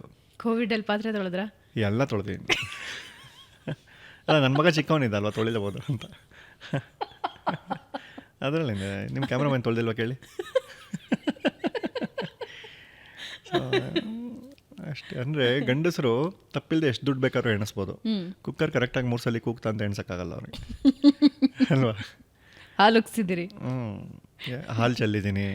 ಅವಳು ಇವಾಗಲೂ ಎಲ್ಲೋ ಹೊರಗಡೆ ಹೋಗ್ಬೇಕಾದ್ರೆ ಹೇಳ್ತಾಳೆ, ಕುಕ್ಕರ್ 3 ಸಲ ಕೂಗು ಆಫ್ ಮಾಡು ಅಂತ. ನಾನು ಮೊಬೈಲ್ ನೋಡ್ತಾ ಕೂತ್ಕೊಂಡು ಏನೋ ಬರೀತಿರ್ತೀನಿ. ಅವಳು ಹೋದ್ಮೇಲೆ ಫೋನ್ ಮಾಡ್ತೀನಿ, ಎಷ್ಟು ಸಲ ಎಂದ ನೀನು 3-4 ಅಂತ. 3 ಅಂತಲ್ಲ ಅವಳು. ಸರಿ ಆಯಿತು ಅಂತ ಕಟ್ ಮಾಡೋದು. ಅಲ್ಲಿಗೆ ಹೋದ್ರೆ ಆ ಕುಕ್ಕರ್ ಎಂತ ದರಿದ್ರ ಅಂದರೆ ಅದು ಅಟ್ಲೀಸ್ಟ್ ಮಿನಿಮಮ್ 15 ಸೆಕೆಂಡ್ ಕೂಗುತ್ತಲ್ಲ ಯಾವಾಗಲೂ. ಒಂದು 4-5 ಸೆಕೆಂಡ್ ಕೂಗ್ಬಿಟ್ಟು ಇದಾಗ್ಬಿಡುತ್ತೆ. ನಂಗೆ ಡೌಟ್, ಇದು ಒಂದ್ಸಲಿ ಲೆಕ್ಕ ಹಾಕೋಬೇಕಾ ಬೇಡವಾ ಅಂತ. ನಾನು ಆ ಥರದ್ದು ತಿರ್ಗಾ ಫೋನ್ ಮಾಡ್ತೀನಿ ಅವಳಿಗೆ. ಇದೊಂದು ಬರೀ ಒಂದು 3-4 ಸೆಕೆಂಡ್ ಅಷ್ಟೇ ಕೂಗ್ತಕಣ, ಹಿಂಗೆ ಕೂಗ್ಬಿಟ್ಟು ಹಿಂಗೆ ಇದು ಮಾಡ್ಬಿಡ್ತು, ಇದನ್ನು ಲೆಕ್ಕ ಹಾಕೋಬೇಕಾ ಬೇಡವಾ ಅಂತ. ಹಾಳಾಗೋಗುತ್ತೆ. ನಿಂಗೆ ಯಾಕೆ ಹೇಳ್ತೀನೋ ನಾನು ಅಂತೇಳಿ ಅವಳು. ಅದಕ್ಕೆ ಕ್ಲಾರಿಟಿನೇ ಕೊಟ್ಟಿಲ್ಲ ನಂಗೆ ಅವಳಿಂದ. ಆ ಥರ ಬರೀ ಚಿಕ್ಕದಾಗಿ ಕೂಗ್ಬಿಟ್ಟು ಕೂತ್ಕೊಂಡ್ಬಿಟ್ರೆ ಅದು ಲೆಕ್ಕ ಹಾಕೋಬೇಕಾ ಬೇಡವಾ ಅಂತ ಹೇಳೇ ಇಲ್ಲ ಅವಳಿಂದ ನನಗೆ. ಅದೀಗ ಆಲ್ರೆಡಿ ಇನ್ನೂ ಒಂದು 10 ಸಲ ಆ ಥರ ಫೋನ್ ಮಾಡಿದ್ದೀನಿ ನಾನು. ನನಗೆ ಅದು ಹೆಂಗೆ ನೆನಪೋಗುತ್ತೆ ಅಂದರೆ, ಅವಳು ಹೋದಾಗ ತಿರ್ಗಾ ಹೋಗ್ಬೇಕಾದ್ರೆ ನಾನು ಕೇಳ್ಬೋದಲ್ವ, ಅದು ಹಿಂಗೆ ಕೂಗಿದ್ರೆ ಆಫ್ ಮಾಡ್ಬೇಕಾ ಹೆಂಗೆ ಅಂತ ನಾನು ಕೇಳೋದು ಮರ್ತೋಗ್ಬಿಡ್ತೀನಿ. ತಿರ್ಗಾ ಹೋದ್ಮೇಲೆ ನೆನಪಾಗೋದು ಅಲ್ವಾ? ನಾವು ಈ ಕಡೆ ನೋಡಿ ದುಡ್ಡು ಜೋರಾಗಿ ಎಣಿಸ್ತಾ ಇರ್ತೀವಿ ಅಂತ. ಕೆಲವ್ರ ಹತ್ರ ದುಡ್ಡು ಇರಲ್ಲ. ಅಂದರೆ ಎಣ್ಸಕ್ಕೆ ದುಡ್ಡಿಲ್ಲ ಅಂದರೆ ಗಣಿತ ಕಲ್ತ್ಕೊಂಡು ಏನು ಪ್ರಯೋಜನ ಅಂತ ಅಲ್ವಾ? ಏನು ಲೈಫ್ ಅನ್ನೋದು ಪರ್ಫೆಕ್ಟ್ ಗಂಡ ಪರ್ಫೆಕ್ಟ್ ಹೆಂಡತಿ ಸಾಧ್ಯವೇ ಇಲ್ಲ. ಅದೆಲ್ಲ ಚೆನ್ನಾಗಿರುತ್ತೆ, ಹೊಂದಾಣಿಕೆ ಅಷ್ಟೇ. ನಾನು ನಿಂಗೆ ಸೋಲ್ತೀನಿ, ನೀನು ನಂಗೆ ಸೋಲು, ವೆರೈಟಿ ನೀನು ಬೈಸ್ಕೊ, ನಾನು ಬೈಸ್ಕೊತೀನಿ, ಮುಗೀತು ಅಷ್ಟೇ ಜೀವನ. ನೀನು ಬಡಿ, ನಾನು ಬಡಿತೀನಿ. ಹೊಡಿತಾರೆ, ಬಡ್ದಾಡವೇ ಜೀವನ. ನಮ್ಗೆ ನಾನು ಅವಳದ ಮದುವೆ ಆಗ್ಬಿಟ್ಟಿತ್ತು, ಚೆನ್ನಾಗಿರ್ತೀನಿ ಅಂತ ಯಾರಾದ್ರು ಅಂದ್ಕೊಂಡಿರೋ ಅವ್ನಿಗಿನ್ನ ಮೆಚುರಿಟಿ ಇಲ್ಲ. ನೀನು ಇರೋಳ ಜೊತೆನೇ ಚೆನ್ನಾಗಿಲ್ಲ ಗುರು, ಇನ್ನು ಅವಳದ ಮದುವೆ ಆದ್ರೆ ಹೆಂಗಿರ್ತಿದ್ದೆ, ಹಂಗೆ ಇಲ್ಲವೇ ಇಲ್ಲ. ಇವಳ ಜೊತೆ ಸರಿ ಮಾಡ್ಕೊತೀನಿ ಅಂತ ಏನಾದ್ರು ಬಂದರೆ ಓಕೆ. ಇಲ್ಲ ನಾನು ಇನ್ನೊಂದು ಮದುವೆ ಆಗ್ತೀನಿ, ಟ್ರೈ ಮಾಡೋಣ, ಹಂಗೆ ಹಿಂಗೆ ಅದು ಅವ್ರವ್ರ ಇಷ್ಟಕ್ಕೆ, ಅವ್ರವ್ರ ಅಕ್ಕಂಗೆ ಅವ್ರವ್ರ ಭಾವಂಗೆ ಅಷ್ಟೇ. Okay, wonderful. ಜೀವನದ ಬಗ್ಗೆ ಬಹಳ ಸರಳವಾಗಿ ಹೇಳಿಬಿಟ್ರಿ. ಸರಳ ಅಲ್ಲ, ನನ್ನ ಅನುಭವ ಹೇಳಿದೆ, ಎಲ್ಲರಿಗೂ ಹಿಂಗೆ ಅಂತ ಏನಲ್ಲ. ಅದು ಕ್ವಾಲಿಟಿ ಎಪಿಸೋಡ್ಸ್ ಬಗ್ಗೆ ಮಾತಾಡ್ತಾ ಇದ್ರಿ. Something is better than nothing ಅನ್ನೋದು ಅಲ್ಲಿ ವರ್ಕ್ ಆಗೋದಿಲ್ವಾ? ಇಲ್ಲ, ನಾನು ಯಾವತ್ತೂ ಹಂಗೆ ಮಾಡಿಲ್ಲ. ಅದು ಹಂಗೆ ಮಾಡಲೂಬಾರ್ದು ಅಂತ ನನ್ನ ವಾದ. ನೀವು ಯಾವಾಗ ಫಿಲ್ಲರ್ ಆಗಿ ಪ್ರತಿ ವಾರ ಎಪಿಸೋಡ್ ಹಾಕ್ತೀನಿ ಅಥವಾ ಪ್ರತಿದಿನ ಎಪಿಸೋಡ್ ಹಾಕ್ತೀನಿ ಅಂದಾಗ ನೀವು ಕ್ವಾಲಿಟಿ ಕಾಂಪ್ರಮೈಸ್ ಮಾಡ್ಕೊಳ್ಳೇಬೇಕು. ನಂದು ಟೀಮ್ ಅಂತ ಯಾವುದೂ ಇಟ್ಕೊಂಡಿಲ್ಲ. No team. ಸೊ ನಾನು ಕ್ಯಾಮ್ರಾಗೆ ಶೂಟ್ ದಿನ ಹೈರ್ ಮಾಡ್ತೀನಿ, ಎಡಿಟ್ಗೆ ಅವ್ರು ಫ್ರೀ ಇದ್ದಾಗ ತೊಗೊತೀನಿ. ಸೊ ಈ ಥರ ಹಿಂಗಿರೋದ್ರಿಂದ ಕಂಟೆಂಟ್ ನಾನೇ ಕೂತ್ಕೊಂಡು ಬರ್ಕೋತೀನಿ. ಒಂದೊಂದ್ಸರಿ ನಾನು ಹೆಂಡತಿ 1-2 ಪ್ರಶ್ನೆ ಹೆಲ್ಪ್ ಮಾಡ್ತಾಳೆ ಬಿಟ್ಟರೆ. ಮತ್ತು ಒಂದು ಇಂಟರ್ವ್ಯೂ ಆದಮೇಲೆ ಇನ್ನೊಂದು ಬೇರೆಯವ್ರದ್ದು ಕೆಲವ್ರದ್ದು ಒಂದು 5-6 ಬ್ಯಾಂಕಿಂಗ್ ಇದೆ ಅಂತ ನಂಗೆ ಭಯ ಆಗುತ್ತೆ. ಹೌದಾ, ಎಷ್ಟೊಂದು ದುಡ್ಡಿದೆ, ಇವರು ಎಷ್ಟು ರಿಚ್ಚು ಅನ್ನೋ ಫೀಲ್ ಬಂದ್ಬಿಡುತ್ತೆ ನಂಗೆ. 5-6 ಬ್ಯಾಂಕಿಂಗ್ ಅಂದರೆ ಅಯ್ಯೋ ನನಗೆ ಇವತ್ತಿಂದ ಇನ್ನೂ ಎಡಿಟ್ ಆಗಿಲ್ಲ ಗುರು ಅಂತ. ಆಮೇಲೆ ಒಂದು ಎಡಿಟ್ ಆಗಿ ಕಂಪ್ಲೀಟ್ ಆದಮೇಲೆ ಇನ್ನೊಬ್ರನ್ನ ಅಪ್ರೋಚ್ ಮಾಡ್ತೀವಿ. ನಾನು ಫ್ರೀ ಇದ್ದಾಗ ಮಾತ್ರ. ನನಗೆ ಗೆಸ್ಟ್ಗಳು ಕೊಟ್ಟಿದ್ದ ಡೇಟ್ಗೆ ನಾನು ಫ್ರೀ ಇಲ್ಲ ಅಂತ ಹೇಳಬಾರ್ದು ಅಂತ. ಗೆಸ್ಟ್ಗೆ ಅದು ಮಿನಿಮಮ್ ರೆಸ್ಪೆಕ್ಟು. ಅವತ್ತು ನನ್ನ ಡೇಟ್ ಇಲ್ವಲ್ಲ ಸಾರ್ ಅನ್ನೋಂಗಿಲ್ಲ ನಾನು, ಹಂಗೆ ಅನ್ಬಾರ್ದು. ಅವನು ಎಷ್ಟೇ ಚಿಕ್ಕವನಾಗಿರಲಿ ಎಷ್ಟೇ ದೊಡ್ಡವನಾಗಿರಲಿ, ಆಯ್ತಪ್ಪ ನಿಂಗೆ ಯಾವಾಗಿದೆ ಟೈಮು, ನಿಂಗೆ ಯಾವ ಮಧ್ಯರಾತ್ರಿ ಶೂಟ್ ಮಾಡಬೇಕಾ, ಓಕೆ ನನಗೆ, ಬಟ್ ನೀ ಬರಬೇಕಷ್ಟೇ ನನ್ನ ಚಾನಲ್ಗೆ, ಹೀಗೆ. ಸೊ ಆ ಥರದ್ದು. ಮತ್ತು ಯಾರಿಗೋ ಗೆಸ್ಟಿಗೆ ಕೇಳಿದಾಗ ಅವ್ರು ನನಗೆ ಇಂಟ್ರೆಸ್ಟ್ ಇಲ್ಲ ಅಂದರೆ ಇನ್ನೊಂದ್ಸಲಿ ಫೋರ್ಸು ಮಾಡೋದು ನಾನು, ಥ್ಯಾಂಕ್ ಯು ಅಂತ, ಥ್ಯಾಂಕ್ ಯು ಸರ್ ಅಷ್ಟೇ. ಸೊ ಹಾಗಾಗಿ ನಮ್ಗೆ ಯಾರ ಮೇಲೋ ಕಾನ್ಫಿಡೆನ್ಸ್ ಬಂದಾಗ ಮಾತ್ರ ಆ ವರ್ಕು ನಾವು ಹೋಮ್ ವರ್ಕ್ ಮಾಡಿದಾಗ ಇದು ಕ್ವಾಲಿಟಿ ವರ್ಕ್ ಆಗುತ್ತೆ ಅಂತ ಅನ್ಸಿದ್ದು ಮಾತ್ರ ಶೂಟ್ ಮಾಡೋದು. ಸುಮ್ಮನೆ ವಾರ ಹಾಕಬೇಕು ಅಂತ ಅವೈಲಬಲ್ ನಾವು ಅಂದ್ಕೊಂಡಿಲ್ಲದೆ ಇರೋರನ್ನ ಯಾರನ್ನೋ ಕೂರಿಸ್ಲೇಬೇಕು ಅಂತ ಕೂರಿಸಿ, ಹಾಗಂತ ಅಂದ್ಬಿಟ್ಟು ನಾನು ಕೂರಿಸಿಲ್ದೇ ಇರೋರೆಲ್ಲ ದೊಡ್ಡವರು ಅಲ್ಲ ಅಥವಾ ಕ್ವಾಲಿಟಿ ಇಲ್ಲ ಅಂತಲ್ಲ.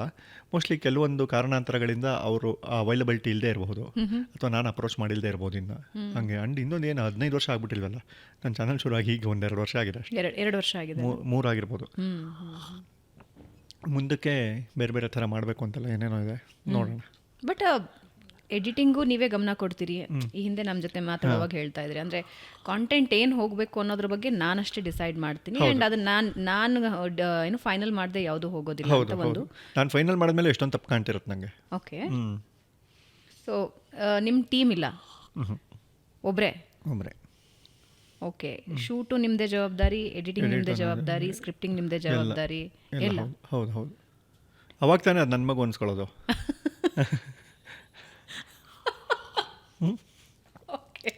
ಅಲ್ಲ ಹಂಗಂತಲ್ಲ, ಅದು ಯಾವಾಗಲೂ ನಮ್ಮ ಪಾಯಿಂಟ್ ಆಫ್ ವ್ಯೂ ಹೋಗಬೇಕು ಅಂತ. ನಾನೇನೋ ಶೂಟ್ ಮಾಡ್ಬಿಟ್ಟು ಕೊಟ್ಬಿಟ್ಟಿರ್ತೀನಿ, ಎಡಿಟ್ರ್ ಅವನಿಗೆ ಖುಷಿ ಆಗೋದು ಯಾವುದೋ ಹಿಂದಿ ಹಾಡು ಹಾಕ್ಬಿಟ್ಟಿರ್ತಾನೆ ಅಲ್ವಾ. ಇವಾಗ ನನಗೆ ಕೆಲವೊಂದು ನನಗೆ ಸಾಹಿತ್ಯ ಪ್ರಿಯ, ಸಿನಿಮಾ ಸಾಹಿತ್ಯಗಳ ಹಾಡುಗಳು ತುಂಬ ಚೆನ್ನಾಗಿ ಗೊತ್ತು. ನೀವೇನೋ ಡೈಲಾಗ್ ಹೇಳಿದಾಗ ಇಲ್ಲಿ ಈ ಹಾಡಿನ ಈ ಲೈನ್ ಹೇಳು ಅಂತ ನಾನು ಎಡಿಟ್ರಿಗೆ ಹಿಂಗೆ ವಿತ್ ಈ ಸಾಂಗ್ ಯಾವುದು, ಆಲ್ಬಮ್ ಯಾವುದು, ಸಿಂಗರ್ ಯಾವುದು, ಇಲ್ಲಿ ಸೆಕೆಂಡ್ ಸ್ಟಾನ್ಸಲ್ಲಿ ಈ ಲೈನ್ ಬರುತ್ತೆ, ಇದನ್ನು ತೆಗೆದು ಅಲ್ಲಿ ಹಾಕು ಅಂತಲೂ ಹೇಳ್ಬಿಟ್ಟು ಬಂದಿರ್ತೀನಿ. ಅವ್ನು ಅದನ್ನೇ ಹಾಕಿರ್ಬೇಕು, ಅವ್ನು ಬೇರೆ ಹಾಕಬಾರ್ದಲ್ಲಿ.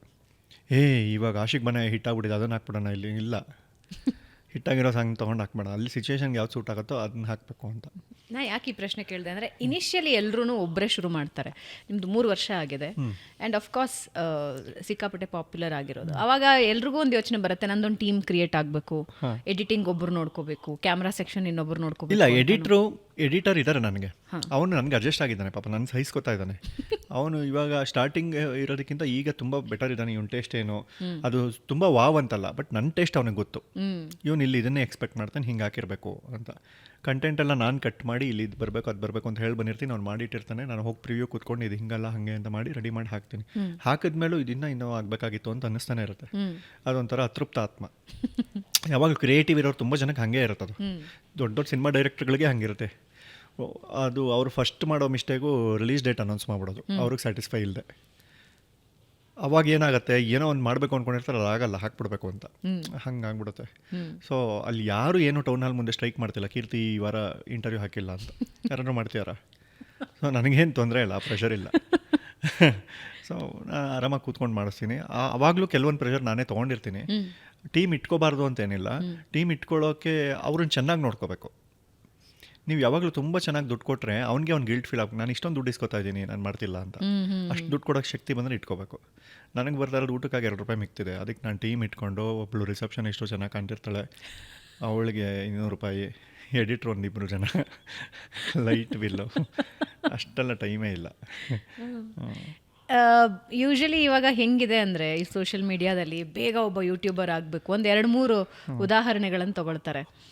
ವ್ಲಾಗಿಗಾದರೆ ಇಂಥವ್ರ ಥರ ಬೆಳಿಬೇಕು, ಪಾಡ್ಕಾಸ್ಟಿಗಾದರೆ ಹಿಂಗಿದ್ದವ್ರ ಥರ ಬೆಳಿಬೇಕು, ಇಂಟರ್ವ್ಯೂಸ್ ಮಾಡೋದಾದರೆ ಹಿಂಗಿದ್ದವ್ರ ಥರ, ಎಲ್ಲ ಇನ್ಸ್ಟೆಂಟ್, ಹಿಂಗೆ ದುಡ್ಡು ಬರಬೇಕು, ಹಿಂಗೆ ಬ್ರ್ಯಾಂಡಿಂಗ್ ಬರಬೇಕು. ಎಂಗೇಜ್ಮೆಂಟ್ ಆಗಿದ ತಕ್ಷಣ ನಾಮಕರಣಕ್ಕೆ ಯೋಚನೆ ಮಾಡ್ತೀವಿ. Rightly shed. ನಿಮ್ಗೆ ಯಾವಾಗಲೂ ಹಂಗೆ ಅನ್ಸಿಲ್ವಾ, ಆದಷ್ಟು ಬೇಗ ಸಬ್ಸ್ಕ್ರೈಬರ್ಸ್ ಜಾಸ್ತಿ ಆಗಬೇಕು, ಬೇಗ ಎಪಿಸೋಡ್ಗಳು ಬರಬೇಕು? ಅದ ಹಂಗೆ ಅನ್ಸ್ಬಿಟ್ಟಿದ್ರೆ ಪ್ರತಿ ವಾರ ಒಂದೊಂದು ಹಾಕ್ತಿದ್ದೆ ನಾನು. ಪ್ರತಿ ವಾರ ಹಾಕಿದ್ರೆ ಸಬ್ಸ್ಕ್ರೈಬರ್ ಆಗ್ತಾರೆ. ಫಿಲ್ಲರ್ ಆಗಿ ಯಾವುದೋ ಒಂದು ಇಂಟರ್ವ್ಯೂ ಮಾಡ್ಕೊಂಡು ಕೂತಿದ್ರೆ ಆಗತ್ತೆ. ಪ್ರತಿ ವಾರ ಹಾಕಬೇಕು ಅನ್ನೋ ಹಠ ಬರ್ಬೇಕು ನನಗೆ ಆಗ್ತಿಲ್ಲ ಅದಷ್ಟೇ. ಅದು ನನ್ನ ಸೋಲು, ಒಪ್ಕೋತೀನಿ ನಾನು. ಬಟ್ ಒಂದು ಸ್ವಲ್ಪ ಕಷ್ಟ ಅದು. ಅಲ್ಲ, ಸೋಲು ಅಂತ ವಿ ಕಾಂಟ್ ಸೇ ದಟ್. ಅಂದರೆ ನಿಮಗೇನು ಬೇಕು ಅನ್ನೋದ್ರ ಬಗ್ಗೆ ಒಂದು ಕ್ಲಾರಿಟಿ ಇರುತ್ತೆ. ನನಗೇನು ಬೇಕು ಅನ್ನೋದು ಒಂದು ಹೌದು, ಬಟ್ ಬೇಗ ವರ್ಕ್ ಮಾಡೋದಕ್ಕೆ ಅಷ್ಟು ಆಗಲ್ಲ ಒಬ್ಬರೇ ಟೀಮ್ ಇದ್ದಾಗ. ನಾನು ಯಾರನ್ನೋ ಬರೀ 2,000, 5,000, 10,000ಕ್ಕೆ ಹೈರ್ ಮಾಡೋಕ್ಕಾಗಲ್ಲ. ಅವ್ರಿಗೆ ಬಂದಾಗ ಅವನು ಈಗಲೇ ಬರೀತಾನೆ ಅವನಷ್ಟೇ. ಅವನು ಯಾರೋ 2 9s 98 ಅನ್ನೋನಿಗಿಂತ 2 9s 78 ಅನ್ನೋನು ಸಿಗ್ತಾನೆ ಅಷ್ಟೇ. ನಮ್ಗೆ ಕರೆಕ್ಟಾಗಿ 18 ಅನ್ನೋನು ಬೇಕು. ಅವ್ನು ಬೇಕು ಅಂದರೆ ಅವ್ನು ಕೇಳಿದಷ್ಟು ದುಡ್ಡು ಕೊಡಬೇಕು. ನನಗಂದರೆ ಯಾರನ್ನೇ ಹೈರ್ ಮಾಡಿದ್ರು ಚೆನ್ನಾಗಿ ದುಡ್ಡು ಕೊಟ್ಟರೆ ಅವ್ನು ವರ್ತಿರಬೇಕು ಅಂತ. ಆ ಥರದವ್ರು ಇದ್ದಾರೆ. ಅವ್ರಿಗೆ ದುಡ್ಡು ಕೊಡೋ ಶಕ್ತಿ ನನಗೆ ಬೆಳಿಬೇಕು ಫಸ್ಟು. ಬೆಳೆದ್ರೆ ದೊಡ್ಡ ಕೆಲಸದಲ್ಲಿರೋರನ್ನ ಬಿಡಿಸ್ಬಿಟ್ಟು ಹೇಳ್ಕೊಬೋದು. ಸೊ ಅವ್ರನ್ನ ಕೇಳೋಕ್ಕಾದ್ರೂ ನಮಗೊಂದು ಇರಬೇಕಲ್ವಾ. ಆ್ಯಕ್ಚುಲಿ ಟೀಮ್ ಇದ್ದರೆ ತುಂಬ ಒಳ್ಳೇದು. ನಮಗೆ ಸ್ವಲ್ಪ ಪ್ರೆಷರ್ ಕಡಿಮೆ ಆದಾಗ ನಾವು ಇನ್ನೊಂದೊಬ್ಬರಿಗೆ ಕಾನ್ಸಂಟ್ರೇಟ್ ಮಾಡ್ತಾ ಇರ್ಬೋದು. ಎಡಿಟ್ ನೀನು ನೋಡ್ಕೋತಾ ಇರೋ, ನಾನು ಇನ್ನೊಬ್ರನ್ನ ಇದು ಮಾಡ್ತೀನಿ ಅಂತ. ಆ್ಯಂಡ್ ಮೋರ್ ಓವರ್, ಈಗ ನನಗೂ ನಿಮಗೂ ಪರಿಚಯ ಇದ್ದಾಗ ನಾನು ನನ್ನ ಅಸಿಸ್ಟೆಂಟ್ ಹತ್ರ ಫೋನ್ ಮಾಡಿಸಿ, ನೀವು ನಮ್ಮ ಕೀರ್ತಿ ಎಂಟು ಕ್ಲಿನಿಕ್ಗೆ ಬರಬೇಕು ಅಂತ ನನ್ನ ಅಸಿಸ್ಟೆಂಟ್ ನಿಮಗೆ ಫೋನ್ ಮಾಡಿ ಹೇಳಿದ್ರೆ ನಿಮ್ಗೆ ಹೆಂಗೆ ಅನ್ಸುತ್ತೆ? ಕೀರ್ತಿ ನಂಗೆ ಪರಿಚಯ, ಅವ್ನು ಕರೀಲಿಲ್ವಲ್ಲ ಅಲ್ವಾ? ಆ ಕೆಲಸ ನಾನೇ ಮಾಡಬೇಕು. ಅವಾಗ ಅಲ್ಲಿ ಫೋನ್ ರಿಸೀವ್ ಮಾಡಿದವ್ರಿಗೆ ಆ ಕೀರ್ತಿನೇ ಕರೆದ ಅಂತ. ಕೀರ್ತಿ ದೊಡ್ಡ ಮನುಷ್ಯ ಅಂತಲ್ಲ, ಅವ್ನು ಟೀಮ್ ಅವ್ನು ಕರಿತಾ ಇದ್ದಾನ, ಹೌದಾ, ಓ ಇಷ್ಟೊಂದಾ ಅಂತ. ಅವ್ರು ಯಾವ ಮೂಡಲ್ಲಿ ಇರ್ತಾರೋ ಏನು ಕತೆನೋ. I would not under that pressure. ಅಂದರೆ ಈಗ ಸೋಷಿಯಲ್ ಮೀಡಿಯಾ ಇನ್ನೊಂದು ಬಿಸ್ನೆಸ್ಸೇ ಆಗಿಬಿಟ್ಟಿದೆ. ನಿಮಗೆ ಯಾವತ್ತೂ ಪ್ರೆಷರ್ ಅನ್ಸ್ಲಿಲ್ವಾ ಇಲ್ಲ ಇನ್ಕಮ್ ಇದರಿಂದ ಜಾಸ್ತಿ ಮಾಡಬೇಕು? ಯಾಕೆ ಅಂದರೆ ಇವತ್ತಿನ ಯಾರು ಯಂಗ್ಸ್ಟರ್ಸ್ ಬರ್ತಿದಾರಲ್ಲ ಎಲ್ರಿಗೂ ದುಡ್ಡು ಮಾಡಬೇಕಿದೆ, ಎಲ್ರಿಗೂ ಲ್ಯಾಂಬರ್ಗಿನಿ ಕಾರ್ ತಗೋಬೇಕಿದೆ. ಆ ವ್ಲಾಗ್ ಅವ್ನು ತೊಗೊಂಡಿದ್ದಾನೆ, ನಾನು ಒಂದು ಕಾರ್ ತಗೋಬೇಕು, ನಾನು ಒಂದು ಮನೆ ಮಾಡ್ಕೋಬೇಕು, ನಾನು ಒಂದೆರಡು ಕಂಪನಿ ಓಪನ್ ಮಾಡ್ಕೋಬೇಕು. ಉದಾಹರಣೆ ಇದೆ ನಮ್ಮ ಮುಂದೆ, ತುಂಬ ಉದಾಹರಣೆ ಇದೆ.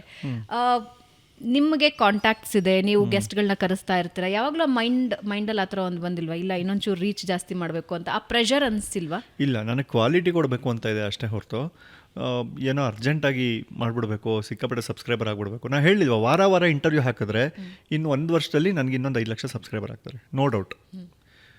ಅಂದರೆ ನಾವು ಮಾಡೋ ಇದಕ್ಕೆ ಏನೋ ಮಜಕ್ಕೆ ಬಂದೇ ಬರ್ತಾರೆ.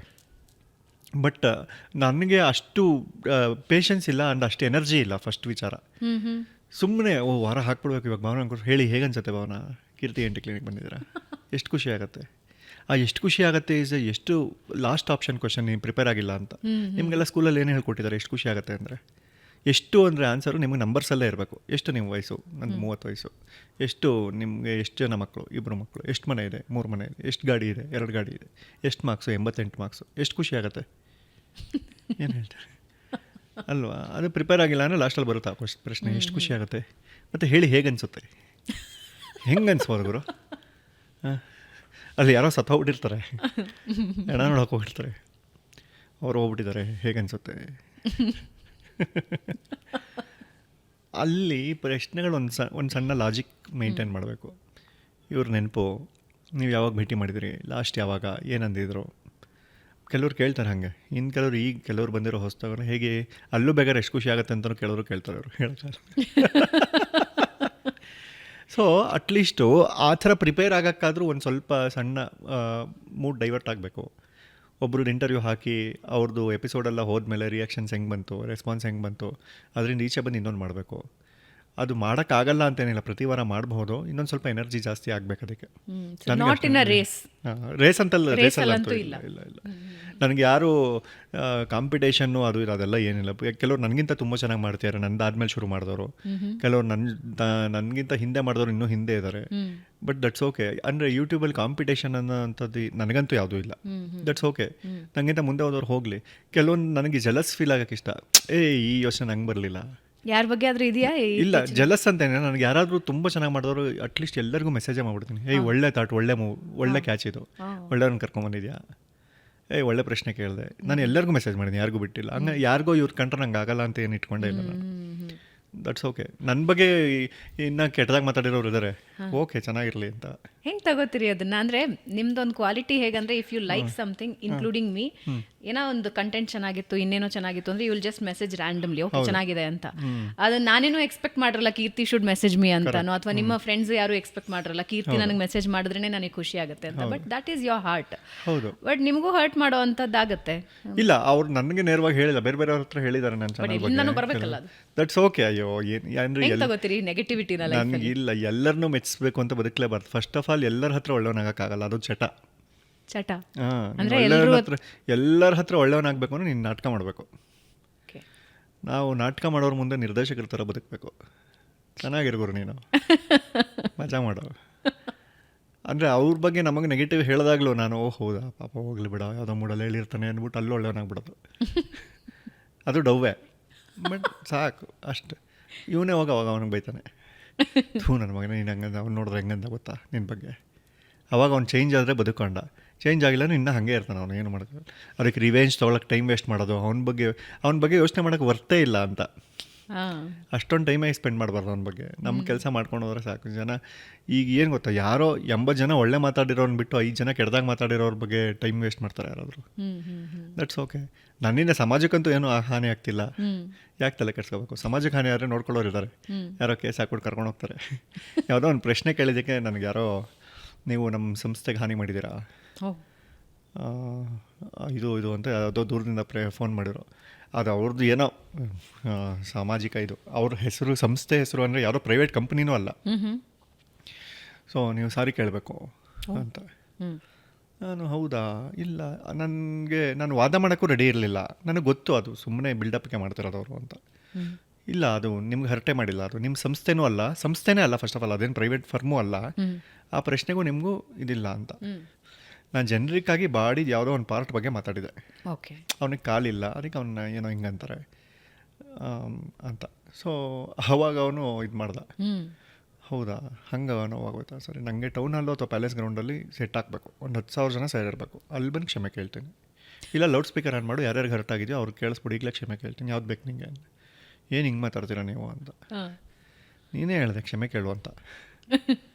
ಕೇಳ್ತೀನಿ, ಲೌಡ್ ಸ್ಪೀಕರ್ ಆನ್ ಮಾಡು, ಯಾರ್ಯಾರಿಗೆ ನೋವಾಗಿದೆ ನಿಮ್ಮ ಟೀಮ್ ಅವ್ರನ್ನೆಲ್ಲ ಕರಿ, ಕ್ಷಮಿಸರಪ್ಪ ಅಂತ ಕೇಳ್ತೀನಿ. ಯಾವುದೋ ವೇದಿಕೆ ಮೇಲೆ ಕೇಳೋನು ನಂಗೆ ಒಂದು 10,000 ಜನ ಸೇರಿರಲೇಬೇಕು ಅಂತ. ಅಲ್ಲಿ ಬಂದು ತುಂಬ ಎಲ್ಲರಿಗೂ ಗೊತ್ತಾಗತ್ತಲ್ಲ ನಾನು ಕ್ಷಮೆ ಕೇಳ್ದ ಅಂತ. ಆಮೇಲೆ ಅವ್ರು ಇಲ್ಲ ನೀವು ದುಡ್ಡು ಕೊಡಬೇಕು ಅಂತ.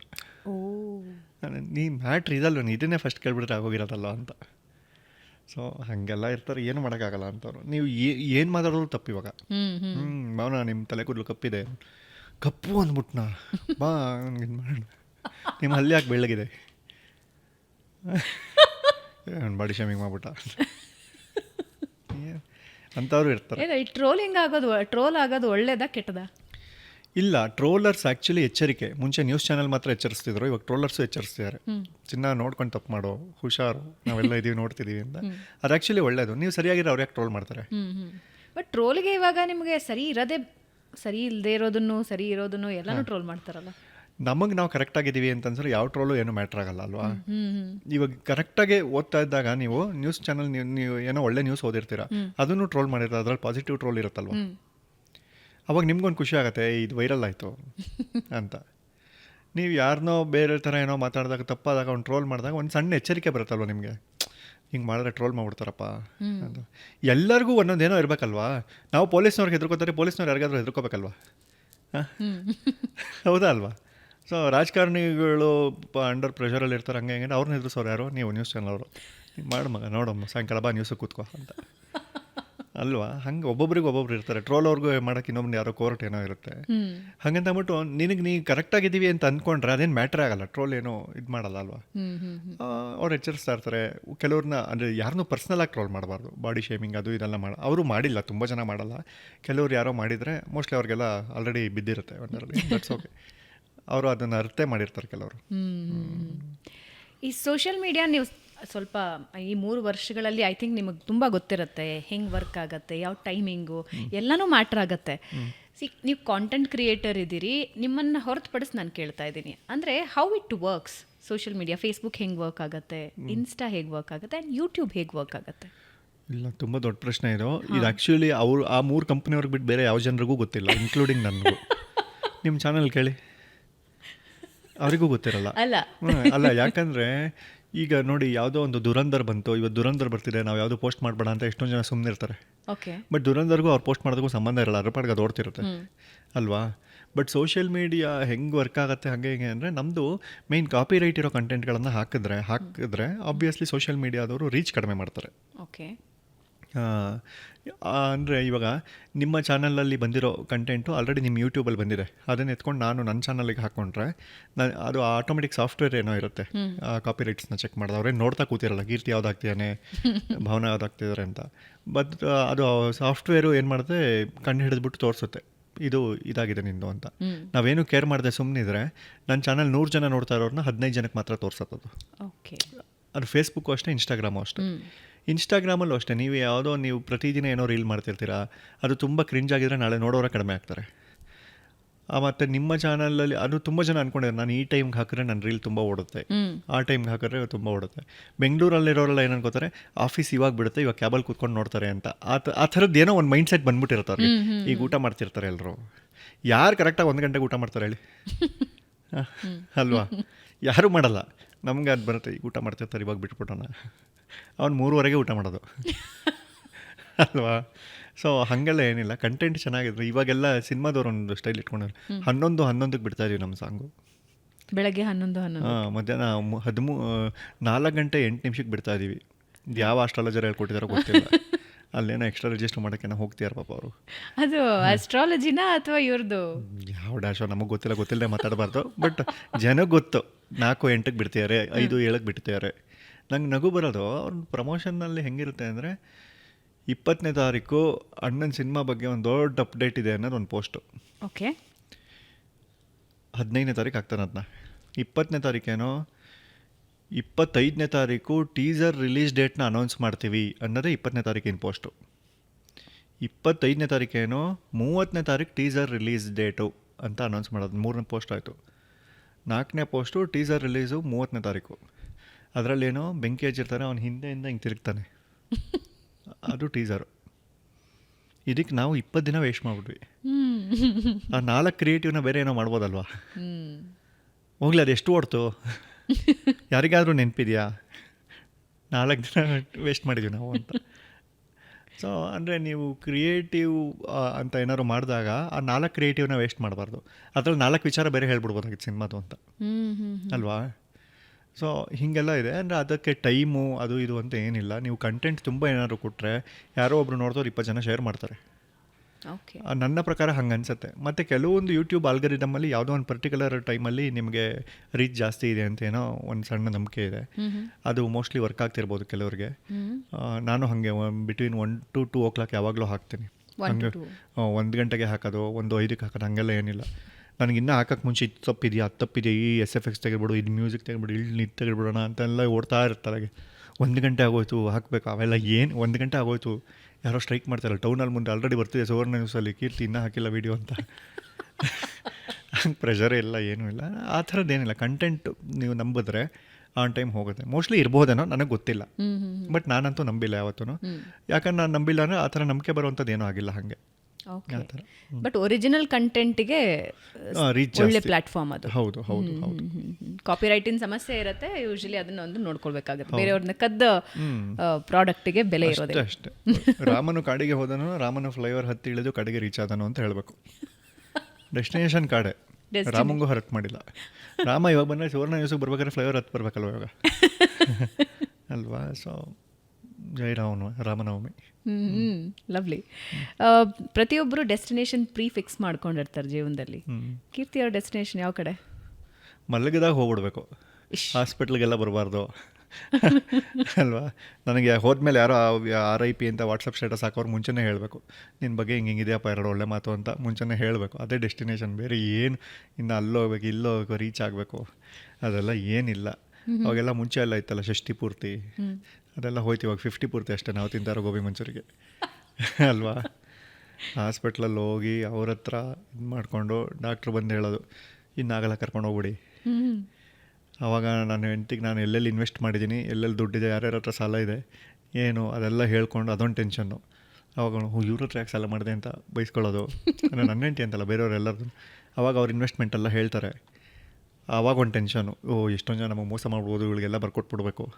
ಕಟ್ ಮಾಡಿದ್ರೆ ಎಲ್ಲ ಬರ್ಕೊಟ್ಬಿಟ್ಟು ಬಂದ್ಬಿಡ್ತಾನೆ ನಾನು ಎಲ್ಲೆಲ್ಲಿ ಇನ್ವೆಸ್ಟ್ಮೆಂಟ್ ಇದೆ ಅಂತ. ಡಾಕ್ಟ್ರು ಬಂದು ಯಾವುದೋ ಇಂಜೆಕ್ಷನ್ ಬಂತು, ಸರಿ ಹೋಗ್ಬಿಡ್ತೀಯ ನೀನು ಅಂತ. ಅಷ್ಟೊಂದು ನನ್ನ ಅಣ್ಣ ತಮ್ಮಂದ್ರಿಗೆ ಫ್ರೆಂಡ್ಸ್ಗೆಲ್ಲ ಹೇಳ್ಬಿಡ್ತೀನಿ, ಇಲ್ಲಿ ಇನ್ವೆಸ್ಟ್ ಮಾಡಿದ್ದೀನಿ ಹಿಂಗೆ ಅಂತ. ಕಟ್ ಮಾಡಿದ್ರೆ ಎಲ್ಲ ಗೊತ್ತಾಗುತ್ತೆ ಅವ್ರಿಗೆ ಅಲ್ವಾ? ಏನು ಉಳ್ಕೊಂಡಿಲ್ಲ ಸೀಕ್ರೆಟ್.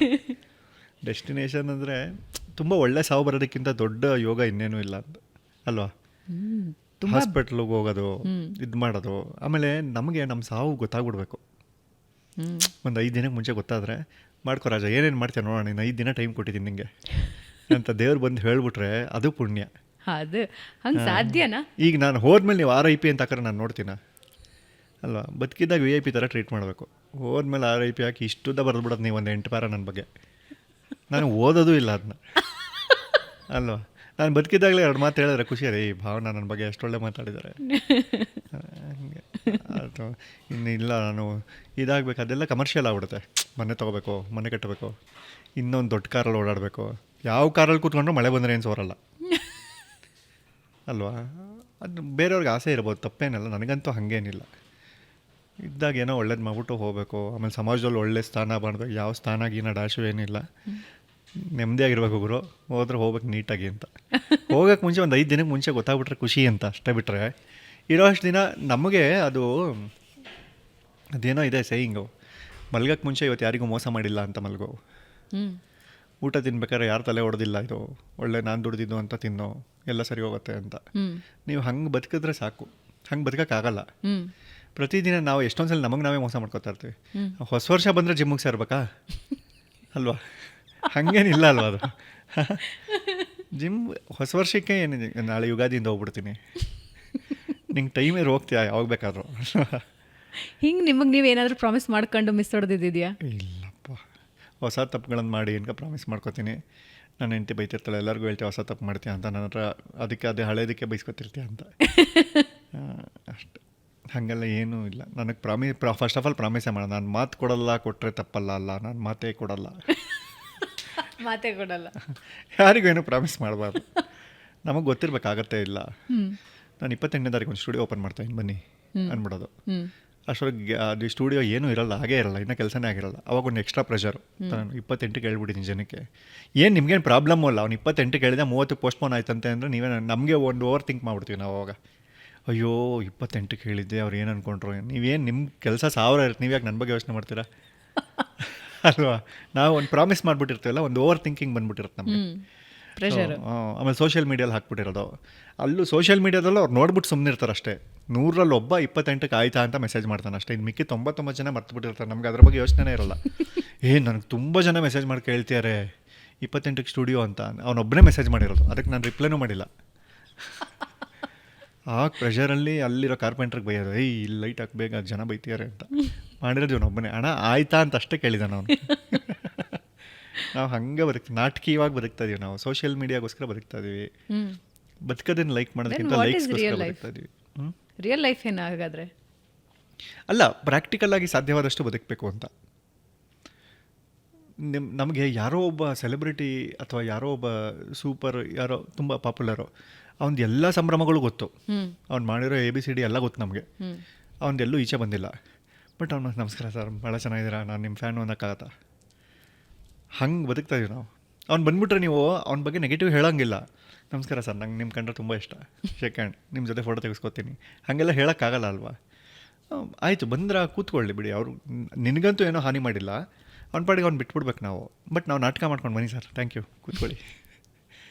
ನಮ್ಗೆ ಅವನದೆಲ್ಲ ಗೊತ್ತು, ಅವನು ಎಲ್ಲೆಲ್ಲಿ ಹೋಗಿದ್ದಾನೆ, ಏನೇನು ಮಾಡಿದ್ದಾನೆ ಎಲ್ಲ ಗೊತ್ತಿದ್ದು ನಾವು ಅವನಿಗೆ ಭಕ್ತಿಯಿಂದ ನಮಸ್ಕಾರ. ಹಾಗೆ ಅಂದರೆ ಎಲ್ಲರೂ, ಅಂದರೆ ಬರೀ ಮೀಡಿಯಾದಲ್ಲಿರೋರು, ಸಿನಿಮಾದವರು, ಆರ್ಟಿಸ್ಟ್ಗಳು ಅಂತಲ್ಲ, ಎಲ್ಲರೂ ನಾಟಕ ಮಾಡ್ಕೊಂಡೇ ಬದುಕ್ತಿರೋದು. ಅಪ್ಪ ಇವತ್ತು ಬಾಸ್ ಹತ್ರ ಒಳ್ಳೆ ಹೆಸರು ತೊಗೊಂಬಂದೆ ಅನ್ಕೊಂಬಂದು ರಾತ್ರಿ ಮನೇಲಿ ಬೈತಿರ್ತಾನೆ ಅವ್ನ ಬಾಸ್ಗೆ ಅಲ್ಲ.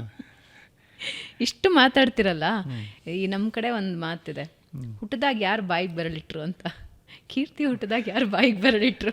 ಏನು ಇಟ್ರೋ ಗೊತ್ತಿಲ್ಲ ನನಗೆ. ಮೋಸ್ಟ್ಲಿ ಮೈಕ್ ಇಟ್ಟಿರ್ಬೋದು ಅಂತ ಹೇಳಕ್ ಬಂದ. ಅಲ್ಲ ನೋಡಿ, ನಾವು ಫ್ಯಾಕ್ಟ್ ಮಾತಾಡಿದ್ರೆ ತುಂಬ ಮಾತಾಡ್ತೀವಿ ಅಂತ. ಅಂದರೆ ನನಗನ್ಸಿದ್ದು ಹೇಳ್ತಿರ್ತೀನಿ. ನಾನು ಹೇಳಿದ್ದೆಲ್ಲ ಸತ್ಯನೇ ಅಂತಲೂ ಏನಲ್ಲ, ನನ್ನ ಪಾಯಿಂಟ್ ಆಫ್ ವ್ಯೂ. ಯಾರಿಗೂ ಏನೂ ಹಾನಿ ಇಲ್ವಲ್ಲ, ಅಥವಾ ನಾನು ಗುರುಗಳು ನಾನು ಹೇಳ್ದಂಗೆ ಕೇಳಿ ಯಾರಿಗೂ ಹೇಳ್ತಿಲ್ವ, ಹಿತವಚನ ಏನೂ ಕೊಡ್ತಿಲ್ಲ. ಹಂಗಿದ್ದೇನಾದ್ರೂ ಆಪ್ಷನ್ ಸಿಕ್ಕರೆ ಹೋಗ್ತೀರಾ? ನಾನು ಆ್ಯಕ್ಚುಲಿ ಹೇಳ್ತಿರ್ತೀನಿ ನನ್ನ ಹೆಂಡತಿಗೆ, ಹೌದಾ, ಒಂದು 20 ವರ್ಷ ಸಂಸಾರ ಮಾಡಿದ್ಮೇಲೆ ನಾನು ದೀಕ್ಷೆ ತೊಗೊಂಡ್ಬಿಡ್ತೀನಿ, ಆರಾಮಾಗಿ ಆ ಲೈಫು ಎಂಜಾಯ್ ಮಾಡಬೇಕು. ಮೋಸ್ಟ್ಲಿ ಅವಾಗ ದೇವ್ರ ಹತ್ರ ಆಗ್ತಾನೆ, ನಮಗೆ ಗೊತ್ತಿಲ್ವಲ್ಲ.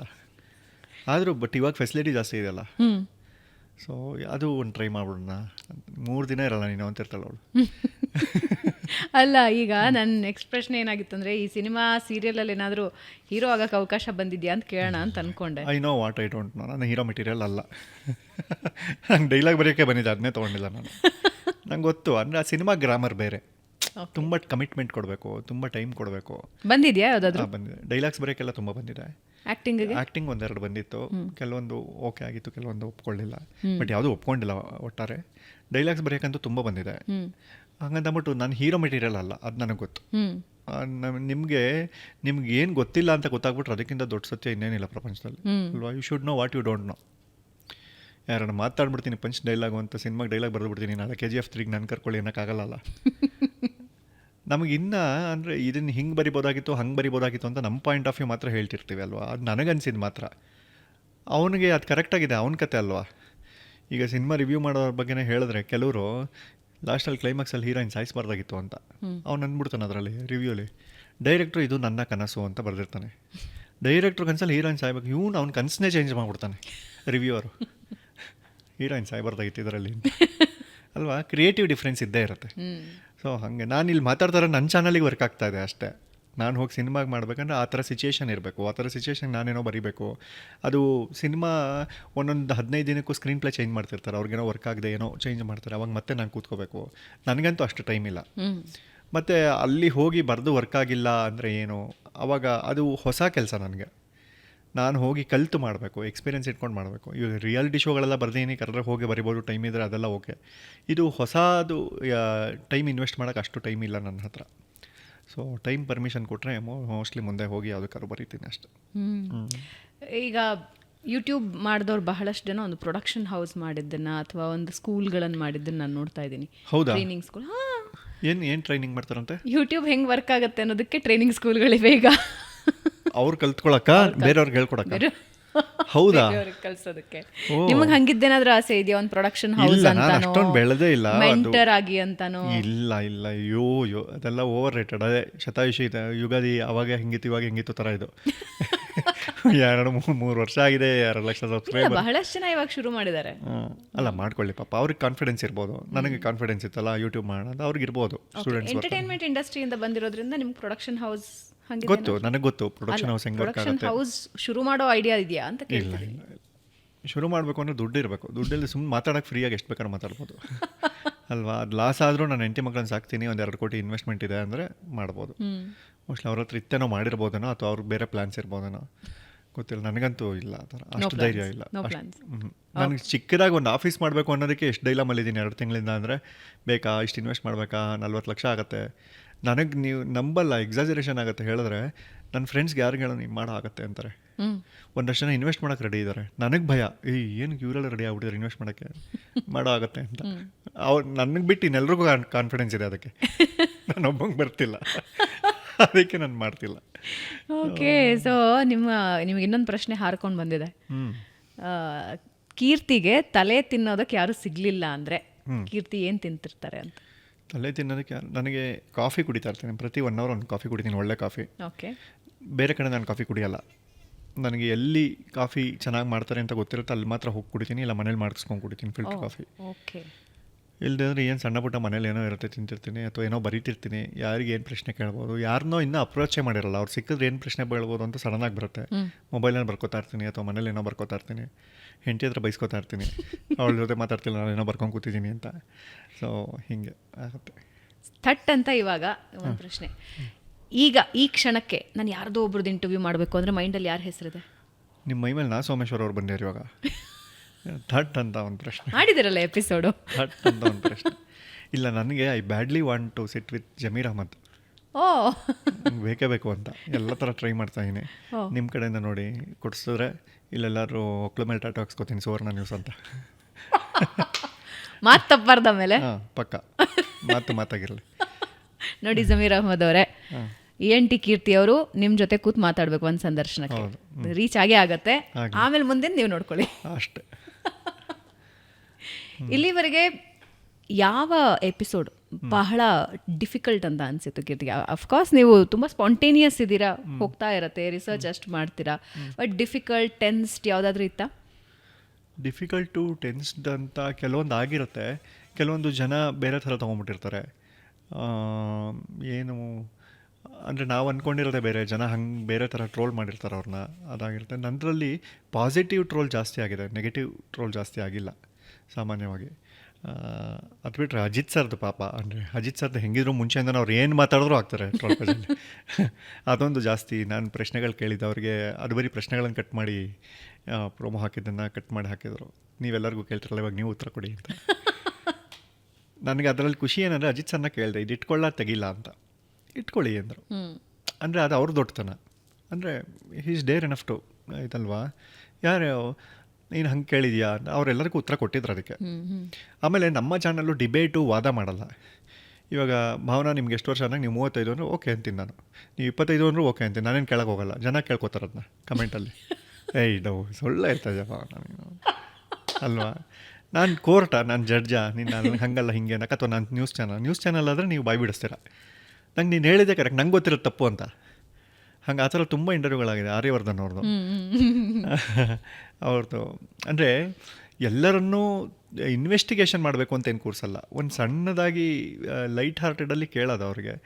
ಅವ್ರು ಮಜಾ ತೊಗೊತಾರೆ. ಅಫ್ಕೋರ್ಸ್ ನಾನು ಕೆಲವ್ರಿಗೆ ಕೇಳ್ತೀನಿ, ಯಾವುದಾದ್ರು ತೆಗಿಬೇಕಾ ಅಂತಲೂ ಕೇಳ್ತೀನಿ. ಕೆಲವರು ಕೆಲವೊಂದು ತೆಗಿಸ್ತಾರೆ, ಕೆಲವರು ಇಲ್ಲ ಇಟ್ಕೊಳ್ಳಿ ಅಂತಾರೆ. ದಟ್ಸ್ ಓಕೆ, ಅದು ಅವ್ರ ದೊಡ್ಡತನ ಅಷ್ಟೇ. ಐ ಆಮ್ ಜಸ್ಟ್ ಕ್ಯೂರಿಯಸ್, ನಿಮಗೆ ನ್ಯೂಸ್ ಚಾನಲ್ಗಳ ಬಗ್ಗೆ ಏನು ಅಭಿಪ್ರಾಯ ಇದೆ? ನಿಮ್ಮ ಹೆಂಡ್ತಿನೂ ಇಲ್ಲಿ ವರ್ಕ್ ಮಾಡಿದ್ರು, ಇವಾಗ ಉತ್ತರ ಕೊಡಿ. ಅಂದರೆ ಇವಾಗ ನಮ್ಮ ಹೆಂಡತಿನೂ ಇಲ್ಲಿ ವರ್ಕ್ ಮಾಡಿರೋ ಸಮಾನಾರ್ಥಕ ಪದ. ನನ್ನ ಹೆಂಡತಿ ಬಗ್ಗೆ ಏನು ಅಭಿಪ್ರಾಯ ಇದೆ ಅಥವಾ ನ್ಯೂಸ್ ಚಾನಲ್ ಬಗ್ಗೆ ಏನು ಅಭಿಪ್ರಾಯ ಇದೆ ಅದನ್ನು ನಿಮಗೆ ಬಿಟ್ಟಿದ್ದು. ಏನು ಉತ್ತರ ಕೊಡ್ತೀರಾ ನೋಡೋಣ. ಇಲ್ಲ, ನ್ಯೂಸ್ ಚಾನಲ್ ಅವರು ಇನ್ನೂ ತುಂಬ ಎಕ್ಸ್ಪ್ಲೋರ್ ಮಾಡ್ಬೋದು ಅಂತ ಅನ್ಸುತ್ತೆ ನನಗೆ. ಅಂದರೆ ನಾವು ದೂರದಿಂದ ಕೂತ್ಕೊಂಡು ಹೇಳೋಕ್ಕೆ ತುಂಬ ಈಸಿ.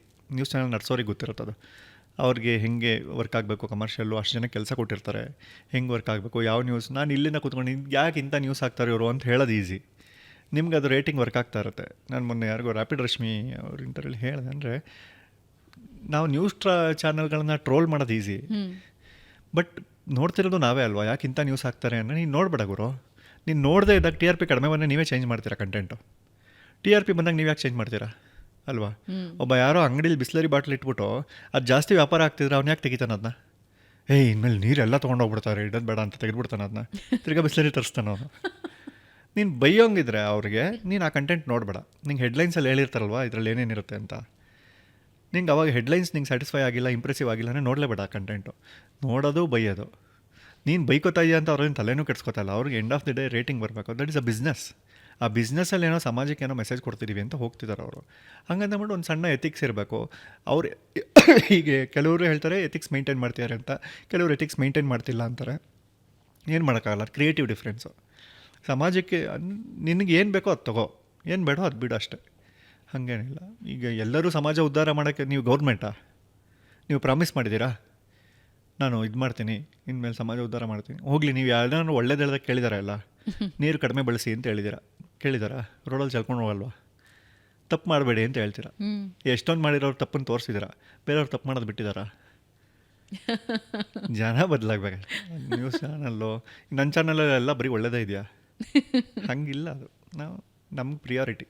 ಕೀರ್ತಿ, ಇವಾಗ ಯೂಟ್ಯೂಬ್ ಶುರು ಮಾಡಬೇಕು, ಯೂಟ್ಯೂಬ್ ಪ್ಲ್ಯಾಟ್ಫಾರ್ಮ್ಗೆ ಇಳಿಬೇಕು ಅನ್ನೋರು ಬಹಳಷ್ಟು ಜನ, ಬಟ್ ಅದನ್ನು ಕಂಟಿನ್ಯೂ ಮಾಡೋರು ಬಹಳ ಸಂಖ್ಯೆ ಕಡಿಮೆ. 2 ದಿನ ಮಾಡ್ತಾರೆ, 3ನೇ ದಿನಕ್ಕೆ ಅವ್ರಿಗೆ ಬೋರ್ ಆಗುತ್ತೆ, ನಿಲ್ಲಿಸ್ಬಿಡ್ತಾರೆ. ನೀವು ಸಜೆಷನ್ ಯಾರಿಗೂ ಕೊಡೋದಿಲ್ಲ, but still I am asking. So ಎಂಥವ್ರು ಯೂಟ್ಯೂಬ್ ಶುರು ಮಾಡಬೇಕು ಅಥವಾ ಸೋಷಿಯಲ್ ಮೀಡಿಯಾ ಪ್ಲ್ಯಾಟ್ಫಾರ್ಮ್ಗೆ ಎಂಟ್ರ್ ಆಗಬೇಕು? ಸಜೆಷನ್ ಯಾರಿಗೂ ಕೊಡೋಲ್ಲ, ಆದರೂ ಕೇಳ್ತಾ ಇದ್ದೀನಿ. ನೀವು ಆಗಲೇ ಹೇಳಿದ್ರಿ ನಾನು ಯಾರಿಗೂ ಸಜೆಷನ್ ಕೊಡೋಕ್ಕೆ ಹೋಗಲ್ಲ ಅಂತ. ಅಲ್ಲ, ಸಜೆಷನ್ ಕೊಡಲೂಬಾರ್ದು ಅಂದರೆ, ಯಾಕಂದ್ರೆ ನಮ್ಮದೇ ಬೇರೆ ಅವ್ರದ್ದೇ ಬೇರೆ ಇರುತ್ತಲ್ವಾ. ನಮ್ಮ ಅನುಭವ ಹೇಳ್ಕೊಬೋದು. ಬಟ್ ಓಕೆ, ಅಂದರೆ ತುಂಬ ಜನ ಆಲ್ರೆಡಿ ಮಾಡಿರೋದನ್ನ, ನಿಮ್ಮ ಪ್ರೆಸೆಂಟೇಷನ್ ಸ್ಕಿಲ್ಸ್ನ ಬೇರೆ ಏನು ಮಾಡ್ಬೋದು ಅಂತ. ಅಡುಗೆ ಶೋ ಎಷ್ಟಿದೆ ಇವಾಗ? ಒಂದು 300 ಶೋ ಇಲ್ವಾ ಅಡುಗೆ ಶೋ? ಯಾಕೆ ಯಾರ್ಯಾರ್ದೋ ಒಂದು 5-6 ಜನದ ಹಿಟ್ ಆಗ್ತೀರಿ ಅಂದರೆ ಅವರ ಪ್ರೆಸೆಂಟೇಷನಿಂದ ಹಿಟ್ ಆಗ್ತಿರುತ್ತೆ. ನೀವು ಏನು ಅಡುಗೆ ಶೋ ನೋಡಿದ್ರು ಮನೇಲಿ ಚಿತ್ರಾನ್ನನೇ ಮಾಡೋದು ಅಲ್ವಾ? ಇನ್ನೊಂದು ದಿನ ಯೂಟ್ಯೂಬ್ಗೆ ನಾನು ಇವತ್ತಿದ್ದು ಮಾಡಿದೆ, ಸೋಷಿಯಲ್ ಮೀಡಿಯಲ್ಲಿ ಹಾಕ್ಕೊಳ್ಳೋಕೆ 2 ದಿನ ಏನೋ ಮೀಮೋಸ ಏನೋ ಮಾಡ್ಕೊಂಡಿರ್ತಾರೆ, ಬಿಟ್ಟರೆ ಇನ್ನು ಮಿಕ್ಕಿದ ದಿನ ಚಿತ್ರಾನ್ನವೇ. ಸೊ ಅಲ್ಲಿ ಪ್ರೆಸೆಂಟೇಷನ್ ಮ್ಯಾಟ್ರ್ ಆಗುತ್ತೆ. ಹೇಳೋ ರೀತಿ ಬದಲಾಗಬೇಕು. ಏನೋ ಅದರಲ್ಲಿ ಏನಾದ್ರು ಫಂಡ್ ಕೊಡ್ತೀರಾ ಮಾಡಿ, ಅಥವಾ ಏನಾದ್ರು ಇತಿಹಾಸದ ಸ್ಟೈಲಲ್ಲಿ ಹೇಳ್ತೀರಾ, ಪೌರಾಣಿಕ ಸ್ಟೈಲಲ್ಲಿ ಹೇಳ್ತೀರಾ, ಹೇಳಿ. ಸುಮ್ಮನೆ ಎಕ್ಸಾಂಪಲ್ ಕೊಡ್ತಾಯಿದ್ದೀನಿ. ಅಥವಾ ಯಾರೂ ಮಾಡಿಲ್ಲದೆ ಇರೋ ಅಡುಗೆ ಹೇಳ್ಕೊಡ್ತೀರಾ, ಹಿಂಗೆ ಹೇಳಿ. ಅಂದರೆ ನಿಮಗೆ ಒಂದು ಕಾಯಿಲೆಗೆ 100 ಜನ ಡಾಕ್ಟರ್ ಇದ್ದಾರೆ ರೆಡಿ ಮಾಡೋಕ್ಕೆ. 100 ಜನರಲ್ಲಿ 100 ಡಿಫ್ರೆಂಟ್ ಟ್ಯಾಬ್ಲೆಟ್ ಕೊಡ್ತಾರೆ ನಿಮಗೆ, ಹೌದಾ ಅಲ್ವಾ? ಹಾಗಾಗಿನೇ ಅವ್ರಿಗೆ ಬಿಸ್ನೆಸ್ ಆಗ್ತಿರೋದು. ಎಲ್ಲರೂ ಒಂದೇ ಕೊಡೋಂಗಿದ್ರೆ ನಾವು ಬರ್ಕೊಂಬಿಡ್ತೀವಿ. ಈ ಸಲ ತಲೆನೋವು ಅಂತ ಹೋದಾಗ ಈ ಟ್ಯಾಬ್ಲೆಟ್ ಕೊಟ್ಟಿದ್ರು ಅಂತ ಬರ್ಕೊಂಬಿಟ್ರೆ ನಾನು ಬುದ್ಧಿವಂತ. ನಾನು ನೆಕ್ಸ್ಟ್ ಟೈಮ್ ತಲೆನೋವು ಬಂದಾಗ ಹೋಗೋದೇ ಬೇಡ ಅವ್ರ ಹತ್ರ. ಒಂದು 5 ಜನದ ಹತ್ರ ಹೋದಾಗ 5 ವೆರೈಟಿ ಇದು ಕೊಟ್ಟಾಗ ಅವರು ಯಾವ್ದು ಬೇಗ ವಾಸಿ ಆಗಿದೆ ಅಂತ ನೋಡ್ಬಿಟ್ಟು ಅದನ್ನು ನೋಡ್ತೀವಲ್ವಾ. ಯಾವ ಡಾಕ್ಟರ್ ಹತ್ರ ಬೇಗ ವಾಸಿ ಆಯಿತು, ನೆಕ್ಸ್ಟ್ ಅಲ್ಲಿಗೆ ಹೋಗ್ತೀವಿ. ಸೊ ನಿಮ್ಮ ವೆರೈಟಿ ಚೇಂಜ್ ಮಾಡ್ಕೊ. ಪ್ರೆಸೆಂಟೇಷನ್ ತುಂಬ ಮ್ಯಾಟ್ರ್ ಆಗುತ್ತೆ. ನಿಮ್ಮ ರಿಸರ್ಚ್ ತುಂಬ ಇಂಪಾರ್ಟೆಂಟ್ ಇರಬೇಕು. ಆಲ್ರೆಡಿ ಎಲ್ಲ ಹೇಳಿರೋದನ್ನೇ ನೀನು ಹೇಳಂದ್ರೆ ನಿನ್ನ ಚಾನಲ್ ನಾನು ಯಾಕೆ ಗುರು ನೋಡಬೇಕು? ಅಥವಾ ನೀನು ಸಖತ್ತಾಗಿರ್ಬೇಕು ನೋಡೋಕ್ಕೆ. ಅವಾಗ ನಾನು ನೋಡ್ತೀನಪ್ಪ ಹುಡುಗಾಗಿ. ಇಲ್ಲದೆ ಸಾಧ್ಯವೇ ಇಲ್ಲ, ನಾನು ನೋಡಲ್ಲ. ಹಾಗೆ ಮಜಾ ಕೊಡು ಏನಾದರೂ, ಅಥವಾ ಹೇಳೋ ರೀತಿ ಬದಲಾವಣೆ ಮಾಡ್ಕೊಳ್ಳಿ. ಸ್ಟೋರಿ ಟೆಲ್ಲಿಂಗ್ ಬೇರೆ ರೀತಿ ಇರುತ್ತೆ. ಹೌದು, ಪ್ರೆಸೆಂಟೇಷನ್ ಅಷ್ಟೇ ಮ್ಯಾಟ್ರು. ನ್ಯೂಸ್ ಚಾನಲ್ ಎಕ್ಸಾಂಪಲ್ ತೊಗೊಂಡ್ರೆ ಒಂದೇ ನ್ಯೂಸ್ನ 5 ಚಾನಲಲ್ಲಿ ಬೇರೆ ಥರ ಹೇಳಲ್ವಾ? ಅವರು ಕೆಲವರು ಆ್ಯಂಕರ್ಸ್ಗೋಸ್ಕರ ನೋಡ್ತಾರೆ, ಕೆಲವರು ಪ್ರೆಸೆಂಟೇಷನ್ಗೆ ನೋಡ್ತಾರೆ, ಕೆಲವರು ಕಂಟೆಂಟಿಗೆ ನೋಡ್ತಾರೆ. ಅಟ್ಲೀಸ್ಟ್ ಆ 3 ಬೇರೆ ಬೇರೆ ಥರ ಕೊಡಲೇಬೇಕು ನೀವು. ಇಲ್ಲದೇ ಇದ್ದರೆ ಆವಾಗಲೇ ವಿನ್ ಆಗೋಕ್ಕಾಗೋದು. ಈಗ ಹಂಗಿದೆ ಕಾಂಪಿಟೇಷನ್. ಆಮೇಲೆ ನೀವು ಯೂಟ್ಯೂಬ್ ಒಂಥರ ಅದು ಆಕಾಶ ನೋಡೋಕೆ ನುಗ್ಲಾಕೆ ಅಂತ ಯಾರು ಕೇಳೋರೇ ಇಲ್ಲ. ನೀನು ನಾಳೆ ಚಾನಲ್ ಶುರು ಮಾಡಿದ್ರು, ಇವತ್ತು ಮಾಡಿದ್ರು, ಓಕೆ, ನೀನು ಏನು ಮಾಡ್ತೀಯ ಅನ್ನೋದು ತುಂಬ ಮ್ಯಾಟ್ರ್ ಆಗುತ್ತೆ. ಅಡುಗೆ ಮಾಡ್ತೀಯಾ, ಜೋಕ್ ಹೇಳ್ತೀಯಾ, ನಾಟಕ ಡೈಲಾಗ್ ಹೇಳ್ತೀಯಾ, ಯಾರೋ ಬರೀ ಸಿನಿಮಾ ಹಾಡುಗಳು, ಆ ಹಾಡುಗಳು ಹೆಂಗೆ ಹುಟ್ಟಿತು, ಆ ಹಾಡಲ್ಲಿ ಈ ಸಾಲಿದೆ ಅಂತ ಹೇಳ್ಕೊಂಡು ಕಂಟೆಂಟ್ ಮಾಡಿ ಅವ್ರಿಗೆ 3-4 ಲಕ್ಷ ಜನ ಫಾಲೋವರ್ಸ್ ಇದ್ದಾರೆ. ಅದರಲ್ಲಿ ಅಬ್ಸರ್ವೇಷನ್ ಇದೆ. ಈ ಹಾಡಲ್ಲಿ ಈ ಲೈನ್ ನೋಡಿ ಹೆಂಗಿದೆ ಅಂತ, ಅದು ಮ್ಯಾಟ್ರ್ ಆಗುತ್ತೆ. ಅಂದರೆ ತುಂಬ ಇಲ್ಲ ಅಲ್ವಾ, ನೀವು ಕೇಳಿದ್ರೆ ಇದನ್ನ ಯಾರೋ ಒಬ್ಬ ಬರೀ ಇದು ಮಾಡ್ತೀಯಾನೆ ಅಂತ. ಸೊ ಹಾಗೆ ಅದೇನೋ ಹೊಸದು ಅನಿಸ್ಬೇಕು ನಿಮಗೆ. ತುಂಬ ಪ್ರೆಸೆಂಟೇಷನ್ ತುಂಬ ಚೆನ್ನಾಗಿ ರೆಡಿ ಮಾಡ್ಕೊಂಬನ್ನಿ, ನಿಮ್ಗೆ ಕಾನ್ಫಿಡೆನ್ಸ್ ಇರಬೇಕು, ನಾನು ಇದು ಮಾಡ್ತೀನಿ ಅಂತ, ಅವಾಗ ಮಾಡ್ಬೋದು. ಓಕೆ, ಮ್ಯಾನಿಫೆಸ್ಟೇಷನಲ್ಲಿ ನಂಬಿಕೆ ಇದೆಯಾ? ಇಲ್ಲಪ್ಪ. ಇಲ್ವಾ? ಏನು ಹಂಗಂದರೆ ಅದೇನೋ ತುಂಬ ಜನ ಹೇಳ್ತಾರೆ ಅದನ್ನ. ಅಂದರೆ ಮ್ಯಾನಿಫೆಸ್ಟೇಷನ್ ಅಂದರೆ ಇದನ್ನು ನಾನು ಡಿಸೈಡ್ ಮಾಡಿದ್ದೀನಿ, ಇದು ವರ್ಕ್ ಆಗುತ್ತೆ ಅಂತ ನಂಬೋದು, ಸಂಕಲ್ಪ. ಹೋ ಹಂಗೆ ಇಲ್ಲ. ನಿಮ್ಮ ಲೈಫ್ ಹಂಗ? ನಾನು ಬಿಲೀವರಾ ನೀವು? ನಂಗೆ ತುಂಬ ಸಡನ್ನಾಗಿ ಏನೋ ಅನಿಸುತ್ತೆ, ಅದು ತುಂಬ ಕಾನ್ಫಿಡೆನ್ಸ್ ಬಂದರೆ ಮಾಡ್ತೀನಿ. ಅಂದರೆ ಈಗ ಹೇಳಿರಲ್ಲ ನೀವು, ನಿಮ್ಮ ಡೆಸ್ಟಿನೇಷನ್ ಏನು, ಹಂಗೆ ಆತ ಮುಂದಕ್ಕೆ ಏನಾಗಬೇಕು ಅನ್ನೋ ನಂಗೆ ಗೊತ್ತಿಲ್ಲ ಏನಾಗಬೇಕು. ಅದೆಲ್ಲ ಚಿಕ್ಕ ವಯಸ್ಸಲ್ಲಿದ್ದರೆ ಚಂದ, ನಾನು ಪೊಲೀಸ್ ಆಗಬೇಕು, ಏರೋಪ್ಲೇನ್ ಪೈಲಟ್ ಆಗಬೇಕು ಅಂದ್ಬಿಡೋದು ನಾವೆಲ್ಲ. ಅವಾಗೇನು ನಮ್ಗೆ ಯಾವ ಡ್ಯಾಶು ಗೊತ್ತಿರಲ್ಲ, ಈಚೆ ಬಂದರೆ ₹2 ಇರಲ್ಲ ಜೋಬಲ್ಲಿ. ಪೈಲಟ್ ಆಗಬೇಕು ಅಂದ್ಬಿಟ್ಟಿದ್ದೆ 7ನೇ ಕ್ಲಾಸಲ್ಲಿ. ನಾನು ಏರ್ಪೋರ್ಟ್ ನೋಡಿದ್ದೆ ಮೊನ್ನೆ ಡಿಗ್ರಿ ಮುಗಿದ್ಮೇಲೆ.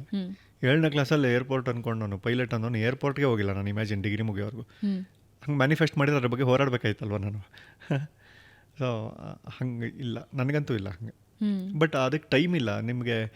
ಈಗ ಒಂದು 30-40 ವರ್ಷ ಎಲ್ಲ ಆದಮೇಲೆ ನೀವು ಇವಾಗಲೂ ಏನೋ ಮಾಡ್ತೀವಿ ಅಂತ ಏನಾದ್ರು ಅಂದ್ಕೊಂಡ್ರೆ ಅದಕ್ಕೆ ಇಮ್ಮಿಡಿಯೇಟ್ ನೀವು ಗುರಿ ಸಾಧಿಸೋವರೆಗೂ ಕೂತ್ಕೋಬೇಕು, ಅದ್ರ ಬಗ್ಗೆನೇ ಕೆಲಸ ಮಾಡ್ಕೊಂಡಿರ್ಬೇಕು. ಹಾಗೆ ನನಗೆ ಈಗ ಆ್ಯಂಕರ್ ಆಗಬೇಕು ಅಂತ ಒಂದು ಸಣ್ಣ ಆಸೆ ಇತ್ತು ಅಷ್ಟೇ, ಅದು ಮ್ಯಾನಿಫೆಸ್ಟೇಷನ್ ಅಂತ ಹೇಳೋಕ್ಕಾಗಲ್ಲ. ನನಗೆ ತುಂಬ ಇದ್ದಿದ್ದು ಎಲ್ಲವನ್ನೂ ಎಕ್ಸ್ಪ್ಲೋರ್ ಮಾಡಬೇಕು ಅಂತ. ಜೀವನ ಚಿಕ್ಕದು, ಒಂದು ಸರ್ಕಲ್ಲು ಯಾವುದೋ ಸೌತ್ ಎಂಡ್ ಸರ್ಕಲಲ್ಲಿ ಇರೋದ್ರ ಬದಲು ನಾರ್ತ್ಗೂ ಹೋಗು, ಈಸ್ಟ್ಗೂ ಬಾ, ಮೆಜೆಸ್ಟಿಕಲ್ಲಿ ಏನಿದೆ ನೋಡು, ರಾಜಾಜಿನಗರ್ಗೆ ಹೋಗು, ಮಲ್ಲೇಶ್ವರಂಗೆ ಹೋಗು, ಎಲ್ಲೆಲ್ಲೂ ಏನೇನಿದೆ ಅಂತ ಏನೇನೋ ನೋಡ್ಕೊಂಬಂದ್ಬಿಡ್ಬೇಕು ಅಂತ. ಅದರ ಸಣ್ಣ ಇನ್ನೊಂದು ಅರ್ಧ ನಮಗೆ ಯಾವ್ಯಾವ ಸೆಲೆಬ್ರಿಟೀಸ್ ಗೊತ್ತೋ ಅವ್ರಿಗೆಲ್ಲರಿಗೂ ನಾವು ಗೊತ್ತಿರಬೇಕು ಅಂತ. ನೀವು ಹಂಗೆ ಬೆಳೆದು ಬಿಡಬೇಕು. ಓಕೆ ಅಲ್ವಾ? ಅವ್ರಿಗೂ ನನ್ನ ಹೆಸರು ಗೊತ್ತಂತೆ ಅಷ್ಟೇ, ಅದಕ್ಕಿಂತ ದೊಡ್ಡ ಸಾಧನೆ ಏನೇನಿದೆ. ಬಟ್ ಒಳ್ಳೆ ರೀತಿಯಲ್ಲಿ ಬೆಳೆದ್ರೆ ಆಗೋಯ್ತು. ಇಲ್ಲ ನಮ್ಮ ಕುಟುಂಬಕ್ಕೂ ಅಂದ್ಕೊಂಡು ಹಂಗಲ್ಲ ಹೇಳಿ ನಾನು ಆ ಥರ. ರೈಟ್. ಇವಾಗಲೇ ನಿಮ್ಮ ಗೋಲ್ ಹೇಳಿಬಿಟ್ಟಿದ್ದೀರಾ, but another 5 years Keerthi plannings ಏನು? ಅನದರ್ 5 years ಕೀರ್ತಿ ಪ್ಲಾನಿಂಗ್ ಗೊತ್ತಿಲ್ಲ. ಕೋವಿಡ್ ಬಂದ್ಬಿಟ್ರೆ ಏನು ಮಾಡೋದು ಇನ್ನು ಮುಂದಿನ ತಿಂಗಳು? ಬರದೇ ಇರಲಿ, ತುಂಬ ಮುಂದಕ್ಕೆ ಹೋಗ್ಬಿಟ್ರಿ ನೀವು. ಇಲ್ಲ ಸೀರಿಯಸ್ಲಿ ನನಗೆ ಐಡಿಯಾನೇ ಇಲ್ಲ ಅದೆಲ್ಲ. ನನಗೆ ನಮ್ಮ ಚಾನಲಲ್ಲಿ ಅಟ್ಲೀಸ್ಟು ಪ್ರತಿ ವಾರ ಒಂದು ಇಂಟರ್ವ್ಯೂ ಹೋಗೋಷ್ಟು ನನಗೆ ಶಕ್ತಿ ಬರಬೇಕು. ಹಾಗಾದ್ರೆ ಎಷ್ಟು ದಿನಕ್ಕೊಂದ್ಸಲ ನಿಮ್ದು ಇಂಟರ್ವ್ಯೂ? ಹಂಗಿಲ್ವೇ ಇಲ್ಲ, ನಾನು ಆ ಥರ ನಾಟ್ ಲೈಕ್ 15 days ಒಂದ್ಸಲನೂ ಅಂತಲ್ಲ, ಯಾವಾಗ ರೆಡಿ ಆಗುತ್ತೆ ಅವಾಗ ಅಷ್ಟೇ. ಹಂಗಾಗ್ತಾ ಇದ್ದೀನಿ. ಅದು ರೆಗ್ಯುಲರಾಗಿ ಕೊಡಬೇಕು. ಜನರ ಹತ್ರ ತುಂಬ ಬೈಸ್ಕೊಂಡಿದ್ದೀನಿ ಆ ವಿಚಾರದಲ್ಲಿ. ನಾನು ಜನರಿಗೆ ಸಾರಿ ಕೇಳ್ತೀನಿ, ಅದು ಹೌದು. ಅದೊಂಥರ ಹಿತಕರ ಹಿಂಸೆ. ಅವ್ರು ಹೇಳೋದು, ಏಯ್ ವಾರ ಆಗಕ್ಕೆ ಏನು ರೋಗ ನಿಂಗೆ ಅಂತಾರೆ. ಕೋಪನೇ ಬರಲ್ಲ, ಕಾಯ್ತಿದ್ದಾನೆ ಗುರು, ಯಾರೋ ಇಬ್ಬರು ಕಾಯ್ತಿದ್ದಾರೆ ಅನ್ನೋದು ಖುಷಿ ಅಲ್ಲ. ಸೊ ಹಂಗಂದ್ಬಿಟ್ಟು ಅವರಿಗೋಸ್ಕರ ಕೂತ್ಕೊಂಡು ಯಾರನ್ನೋ ಕರೆದು ಸುಮ್ಮನೆ ಏನೋ ಫಿಲ್ಲರಾಗಿ ಮಾಡಬಾರ್ದು ಅಂತ. ಬಟ್ ಕರೆದು ಮಾತಾಡ್ಸೋಕ್ಕೆ ತುಂಬ ಜನ ಇದ್ದಾರೆ. ಅವ್ರ ಬಗ್ಗೆ ರಿಸರ್ಚ್ ಮಾಡೋಕ್ಕೆ ಮನಸ್ಥಿತಿ ಚೆನ್ನಾಗಿರ್ಬೇಕಲ್ವಾ, ಮೆಂಟಲಿ ರೆಡಿ ಇರಬೇಕು. ಇಲ್ಲ ಬಿಡು, ಇವತ್ತು ಮಲಗ್ಬೋಣ, ಇವತ್ತು ಮ್ಯಾಚ್ ಇದೆ, ಮ್ಯಾಚ್ ನೋಡ್ಬೋಣ, ಯುಗಾದಿ ಬಂತು, ಹೊಸದರ್ಗೆ ಬಂತು, ಅಲ್ಲೋಗ್ಬಿಡೋಣ ಇಲ್ಲೋಗ್ಬಿಡೋಣ, ಹಂಗಿದ್ದಾಗ ಕಷ್ಟ. At the same time ration important. ಯಾವುದೋ ಬೇರೆ ಬೇರೆ ಕೆಲಸ ಬರ್ತಾ ಇರುತ್ತೆ, ಬರಿಬೇಕಾಗತ್ತೆ, ಅದನ್ನು ಮಾಡ್ತಿರ್ತೀವಿ. ಸೊ ಇದ್ರ ಬಗ್ಗೆ ಜಾಸ್ತಿ ಕಾನ್ಸಂಟ್ರೇಟ್ ಮಾಡಿ ವಾರಕ್ಕೊಂದು ವೀಡಿಯೋ ಹಾಕಲೇಬೇಕು ಅನ್ನೋ ಹಠ ತೊಗೊಂಡು ಆ ಹಠದಲ್ಲಿ ಹಠ ಹಠ ಹಠ ಹಠ ಹಾಡೆಲ್ಲ ಹಾಕೋಬೇಕು ನನಗೆ. Buildup song. Okay, so finally ಕೆಲವೊಂದು ರ್ಯಾಪಿಡ್ ಫೈರ್ ಕ್ವೆಶನ್ಸ್ ಇದೆ, ತಗೋತೀರಾ? ಅಲ್ಲ, one word answer. Upendra, Bhavana, Suvarna news, Modi. Upendra ಒಬ್ಬರೇ ಹಂಗೆ ಆನ್ಸರ್ ಮಾಡಿದ್ದು. ರೆಡಿನಾ? ನೀವು ರೆಡಿನಾ? ಹೌದು, ನಾನೇ ರೆಡಿ ಆಗಬೇಕಿಲ್ಲಿ. Keerthi is always ready. Okay, one ವರ್ಡಲ್ಲಿ ಉತ್ತರ ಹೇಳಬೇಕು. ಈ ಎರಡರಲ್ಲಿ ನಿಮ್ಮ ಆಯ್ಕೆ ಯಾವುದು? YouTube versus Instagram? ಯೂಟ್ಯೂಬಾ ಇನ್ಸ್ಟಾಗ್ರಾಮಾ? ಎರಡು. ಫೇಮಾ ಪ್ರೈವಸಿನಾ? ಪ್ರೈವಸಿ. ಮನಿನಾ ಪ್ಯಾಷನ್ನಾ? ಮನಿ. ಒನ್ ವರ್ಡಲ್ಲಿ ಡಿಸ್ಕ್ರೈಬ್. ಬಿಗ್ಗೆಸ್ಟ್ ಫಿಯರ್ ಏನು ಕೀರ್ತಿದು? ಇಲ್ಲಿ ಕೂತ್ಕೊಂಡು ನೆಕ್ಸ್ಟ್ ಪ್ರಶ್ನೆ ಯಾವ್ದು ಬರುತ್ತೆ ಅಂತ. ಎಲ್ಲ ಸುಳ್ಳು. ಡ್ರೀಮ್ ಕೊಲಾಬ್ರೇಷನ್ ಯಾರ ಜೊತೆ? ಅದು ಜಮೀರ್ ಅಹಮದ್. ಜಮೀರ್ ಅವರೇ, ನೋಡಿ ಎಷ್ಟು ಕೀರ್ತಿ ಅವ್ರು ಕೇಳ್ತಿದ್ದಾರೆ. ಈ ಸಲ ನೆಕ್ಸ್ಟ್ ಇದ್ದಾರೆ, ಜಯಂತ್ ಕಾಯ್ಕಿಣಿ ಇದ್ದಾರೆ, ಭಾವನಾ ಇದ್ದಾರೆ. ಪ್ರೆಸೆಂಟಿಗೆ ಜಮೀರ್ ಅಹಮದ್. ಭಾವನಾ ಲಾಸ್ಟಲ್ಲಿ ಬಕೆಟ್ ಹಿಡಿಯಕ್ಕೆ ಹೇಳಿದ್ದು. ಇರಲಿ. ಹೌದು, ನಾನೇ ಹೇಳ್ಕೊಟ್ಟಿದ್ದೆ. ಅಲ್ಲ, ನೀವು ಹೇಳ್ತೀರಾ ಅನ್ಕೊಂಡೆ, ಅದಕ್ಕೆ ನಾನು ಹೇಳಿದೆ. Truth, popularity? Truth. Controversy, consistency? Diplomacy or honesty? Freedom, responsibility? Viral values? Values. Okay, ಎಲ್ಲ ಪಾಸಿಟಿವ್.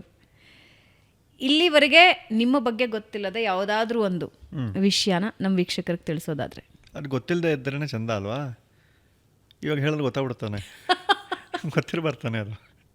ನನ್ನ ಬಗ್ಗೆ ಗೊತ್ತಿಲ್ಲದೆ ನನಗೆ ಇರಬೇಕಲ್ವಾ ಅಂತ. ಅವ್ರಿಗೆ ಯಾವ್ಯಾವ್ದು ಗೊತ್ತಿಲ್ಲ ಅಂತ ನಂಗೆ ಹೆಂಗೆ ಗೊತ್ತಿರುತ್ತೆ? ಇದು ಆಲ್ರೆಡಿ ಗೊತ್ತಿತ್ತು. ಇವಾಗ ಇಷ್ಟೊಂದು ಇಂಟರ್ವ್ಯೂಸ್ ಮಾಡಿದ್ದೀರಾ, ಅಲ್ಲಿ ಹೇಳದೇ ಇರೋದು?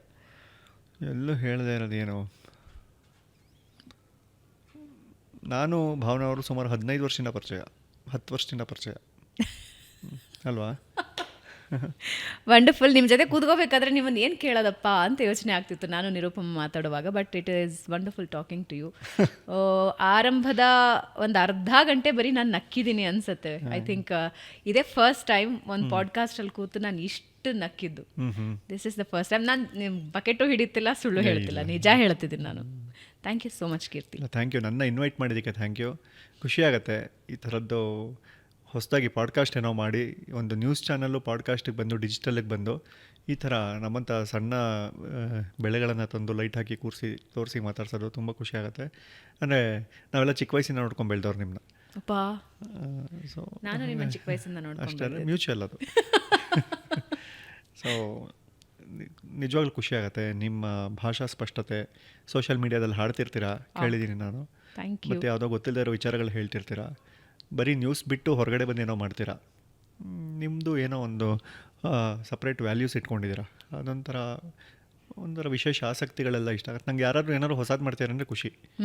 ಏಯ್ ಸೂಪರ್ ಗುರು, ನಾವು ಮಾಡ್ತಿಲ್ವಲ್ಲ ಇದನ್ನ ಅಂತ. ಓಕೆ, ಇತ್ತೀಚೆಗೆ ಯಾವುದಾದ್ರೂ ಯೂಟ್ಯೂಬರ್ ಹಂಗಿದ್ದು ಸರ್ಪ್ರೈಸ್ ಮಾಡಿದ್ದಾರೆ? ಎನಿಬಡಿ, ನ್ಯೂ ಕಮರು, ಹೂ ಎವರ್, ಯಾವುದೋ ಒಂದು ಕಾನ್ಸೆಪ್ಟು ಅಥವಾ ಸಬ್ಜೆಕ್ಟ್ ಭಾಳ ಖುಷಿ ಕೊಟ್ಟಿತ್ತಾ? ಕೀರ್ತಿ ENT ಕ್ಲಿನಿಕ್. ಇಲ್ಲ, ನಂಗೆ ಆ ಥರ ಬೇರೆ ಬೇರೆ ನನಗೆ ಮುಂದೆ ಬನ್ನಿ ಅವ್ರು ತುಂಬ ಚೆನ್ನಾಗಿ ಮಾಡ್ತಾರೆ. ಅವ್ರದ್ದು all rounder Akshaya, they are doing good job. ಆಮೇಲೆ ಇನ್ಯಾರು ಅವರಿಬ್ಬರು ಇಷ್ಟ ಆಗ್ತಾರೆ. ನಾನು ಅವರಿಬ್ರಿಗೂ ಇನ್ಫ್ಯಾಕ್ಟ್ ಹೇಳಿದ್ದೀನಿ, ಇನ್ನೂ ತುಂಬ ಜನ ಬರಬೇಕು. ಅದೇನು ಕಾಂಪಿಟೇಷನ್ ಅಂತಲ್ಲ, ನಾವು ಮಾಡಿರೋದು ಬಿಟ್ಟು ಬೇರೆ ಏನಾದ್ರು ಹೊಸ್ತು ಮಾಡಿ ನಮಗೆ ಹೊಟ್ಟೆ ಒರೆಸ್ಬೇಕು. ಏಯ್ ನೀನೇನು ಮಾಡಿಲ್ಲ ಗುರು, ನಾನು ಮಾಡಿದ್ದೀನಿ ನೋಡು ಅಂತ. ಅದೊಂದು ಖುಷಿ ಅಲ್ವಾ? ಅಂದರೆ ಇದ್ದಾಗ ಯಾರೋ ಏನೇನೋ ಮಾಡಿದ್ರೆ ನಾನು ಇದನ್ನು ನೋಡಿದ್ದೀನಿ ಅಂತ. ಓಕೆ, ಈಗ ಈ ಮುಂದೆ ಹುಟ್ಟೋ ಮಕ್ಳಿಗೆ ಕೋವಿಡೇ ಗೊತ್ತಿರಲ್ಲ, ನಮಗೆ ಖುಷಿ ನಾವು ಕೋವಿಡ್ ನೋಡಿದ್ವಿ ಅಂತ. ಗ್ಯಾಸ್ ಸಿಲಿಂಡರ್ ಪ್ರಾಬ್ಲಮ್ ಇರೋದೇ ಗೊತ್ತಿರಲ್ಲ ಅವ್ರಿಗೆ ಅಲ್ವಾ?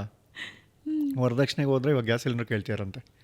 ವರದಕ್ಷಿಣೆ ಏನು ಕೊಡಿದೆ? 3 ಗ್ಯಾಸ್ ಸಿಲಿಂಡ್ರು ಅಂತ. ಸದ್ಯ ನೀವು ಮದುವೆಯಾಗಿ ಭಾಳ ದಿನ ಆಯ್ತು, ವಧುದಕ್ಷಿಣೆ ಕೊಡಬೇಕಿತ್ತು ಅವಾಗ. ಈಗ ಕೊಡ್ತಾ ಇದ್ದೀನಲ್ಲ.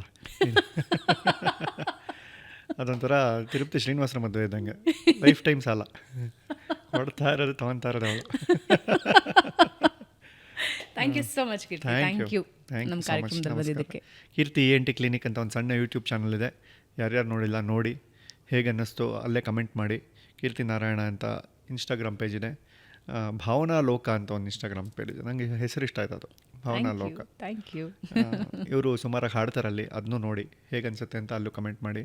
ಇಷ್ಟೊತ್ತು ಸಹಿಸ್ಕೊಂಡಿದ್ದಕ್ಕೆ ಧನ್ಯವಾದ. Wonderful talking to you. Thank you, thank you, thank you. So ವೀಕ್ಷಕರೇ, ಇದು ಇವತ್ತಿನ ಬೆಂಗಳೂರು ಬಸ್. ಮುಂದಿನ ವಾರ ಮತ್ತೊಬ್ಬ ಅತಿಥಿಯೊಂದಿಗೆ ನಿಮ್ಮನ್ನ ಭೇಟಿ ಆಗ್ತೀನಿ. ನೆನಪಿದೆಯಲ್ಲ, ಸಬ್ಸ್ಕ್ರೈಬ್ ಮಾಡಿ, ಬೆಲ್ ಐಕನ್ ಪ್ರೆಸ್ ಮಾಡಿ. ಹೊಸ ಕಾಂಟೆಂಟ್ಸ್ ನಿಮ್ಮ ಮುಂದೆ ಇರುತ್ತೆ. Thank you. ರೋಲ್ ಕಟ್ ಮಾಡಿದ್ದೀರಾ ಸರ್? ಇಲ್ಲ, ಆಗ್ತಾ ಇರುತ್ತೆ. ಹೌದಾ? ಓ ಸಖತ್ ಸರ್ ನೀವು. ಏನು ಸರ್ ಇದು? ಏನೇನೋ ಬೇರೆ ಬೇರೆ ಕಲರ್ ಇದೆ, ಇಷ್ಟೊತ್ತಲ್ಲಿ ತೊಗೊಳಲ್ಲ ನಾನು. ಅದು ನಂದು. ಹೌದಾ? ನೀವು ಮಧ್ಯಾಹ್ನ ತೊಗೊಂಡ್ಬಿಡ್ತೀರಾ? ಮಧ್ಯಾಹ್ನನೇ ಶುರು. ನೈಸ್. ಒಂದು ಯಾವ್ದಾದ್ರು ಸೀರಿಯಸ್ ಕ್ವಶನ್ ಕೇಳಿ ಅವ್ರು ಹಿಂಗೆ ಆನ್ಸರ್ ಮಾಡ್ತಾರ ನೋಡೋಣ ಅಂತ. ನೀವು ನಂಬಲ್ಲ. ಬನ್ನಿ ಜಾಗ. ಹಾಂ, ನಮ್ಮ ಮನೇಲಿ ಯಾರಾದರೂ ಸೀರಿಯಸ್ ಆಗಿಬಿಟ್ರೆ ನಮ್ಮಪ್ಪ ಹಾಸ್ಪಿಟ್ಲಿಗೆ ಕರ್ಕೊಂಡು ಹೋಗಲ್ಲ ನನ್ನ. ಸೀರಿಯಸ್ಲಿ? ಯಾರಾದರೂ ಸೀರಿಯಸ್ ಆಗಿಬಿಟ್ರೆ ಹಾಂ, ಹಾಸ್ಪಿಟ್ಲಿಗೆ ನೋಡೋಕೆ ನಮ್ಮಪ್ಪ ಕರ್ಕೊಂಡು ಹೋಗ್ತಾ ಇರಲಿಲ್ಲ ನನ್ನ. ಏಕೆ? ನನಗೆ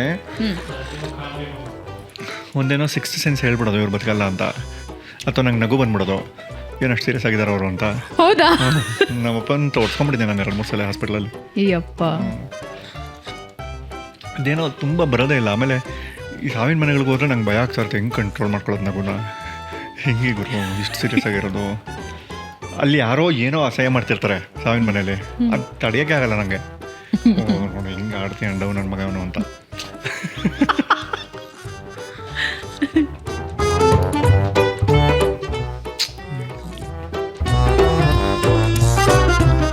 ಇದು ಕುಡ್ಕೊಂಡು ಮಾತಾಡೋಂಗಿಲ್ವ ನಿಮ್ಮಲ್ಲಿ? ಮಾತಾಡ್ಬೋದು. ನಾವು ಊಟ ಎಲ್ಲ ಮಾಡಿಸ್ಬಿಡ್ತೀವಿ. ಹೌದಾ? ಗ್ಯಾಪಲ್ಲಿ ಟೀ ತಂದು ಕೊಟ್ಟರು. ಭಾವನಾ ಅವರು ಅದೇನೋ ಅವ್ರ ಸ್ಯಾರಿ ಕಲರ್ ಪಿಂಕ್ ಕಲರ್ ಇರೋ ನೀರು ಕೊಡಿದ್ರು, ಅದೇನೋ ಅಂತ ಗೊತ್ತಿಲ್ಲ ನಂಗೆ. ಮಧ್ಯಾಹ್ನನೇ ತೊಗೊಂಡ್ಬಿಡ್ತಾರೆ ಇವರು ಅಂತ ಇವತ್ತೇ ಗೊತ್ತಾಗಿತ್ತು. ನಂಗೂ ಕೊಡಕ್ಕೆ ಬಂದರೂ ನಾನಿಲ್ಲ, ಈಗ ಮಾತಾಡೋದೇ ತಡ್ಕೊಳಕ್ಕಾಗ್ತಿಲ್ಲ, ಇನ್ನು ಅದೆಲ್ಲ ಕುಡಿದ್ರೆ ಏನೇನೋ ಬರುತ್ತೆ ಅಂತ. ಇವತ್ತು ಕೀರ್ತಿ ಇಲ್ಲಿರೋದ್ರಿಂದ ನಂದೊಂದು ಸೀಕ್ರೆಟ್ ರಿವೀಲ್ ಆಗೋಯ್ತು. ಮಧ್ಯ ನಾನೇ ಓಕೆ ಬೇಡ, ನಾನು ದುಡ್ಡು ಕೊಟ್ಬಿಡಿ, ಈಚೆ ಏನಾದ್ರು ತಿನ್ಕೋತೀನಿ. ಇದು ಗ್ಲಾಸ್ ತೊಗೊಂಬಿಡಿ, ಬೇಡ. ಏನು ನಿಮ್ಮ ಹೆಸರು? ಉಮಾಶಂಕರ್. ಓ ಉಮಾಶಂಕರ್, ಇವ್ರ ಬಗ್ಗೆ ನಾನು ಹೇಳ್ತಿದ್ದೀನಿ, ನೀವು ಒಳ್ಳೆಯವನು ಅಂತ. ಹೌದೌದು ಮೇಡಮ್ಗೆ ಅದು ಇನ್ನೊಂಚೂರು ಎಣ್ಣೆ ಅಂತ ತಿನ್ಕೊಡಿ, ಪಿಂಕ್ ಕಲರ್. ಅಯ್ಯೋ ದೇವ್ರಿ, ಸಂಭ್ರಮ ನೋಡಿ ಅವನಿಗೆ. ಮೇಡಮ್ ಯಾವತ್ತು ನನ್ನ ಕೈಲಿ ತರಿಸ್ಕೊಂಡಿರಲ್ಲ, ಅವರೇ ಕುಡಿದಿದ್ರು. ಅಯ್ಯೋ ಅಯ್ಯೋ ಸರ್, ಬಿದ್ದೋಗ್ಬಿಟ್ಯಾ? ನೋಡ್ಕೊಂಬಿಡಮ್ಮ, ರೆಡಿ ನೋಡ್ಕೊಂಬೇಡ. ಕೀರ್ತಿ, ಎಲ್ಲರ ಕಾಲು ಎಳಿತಾ ಇರ್ತೀರಾ ಇದರಲ್ಲಿ?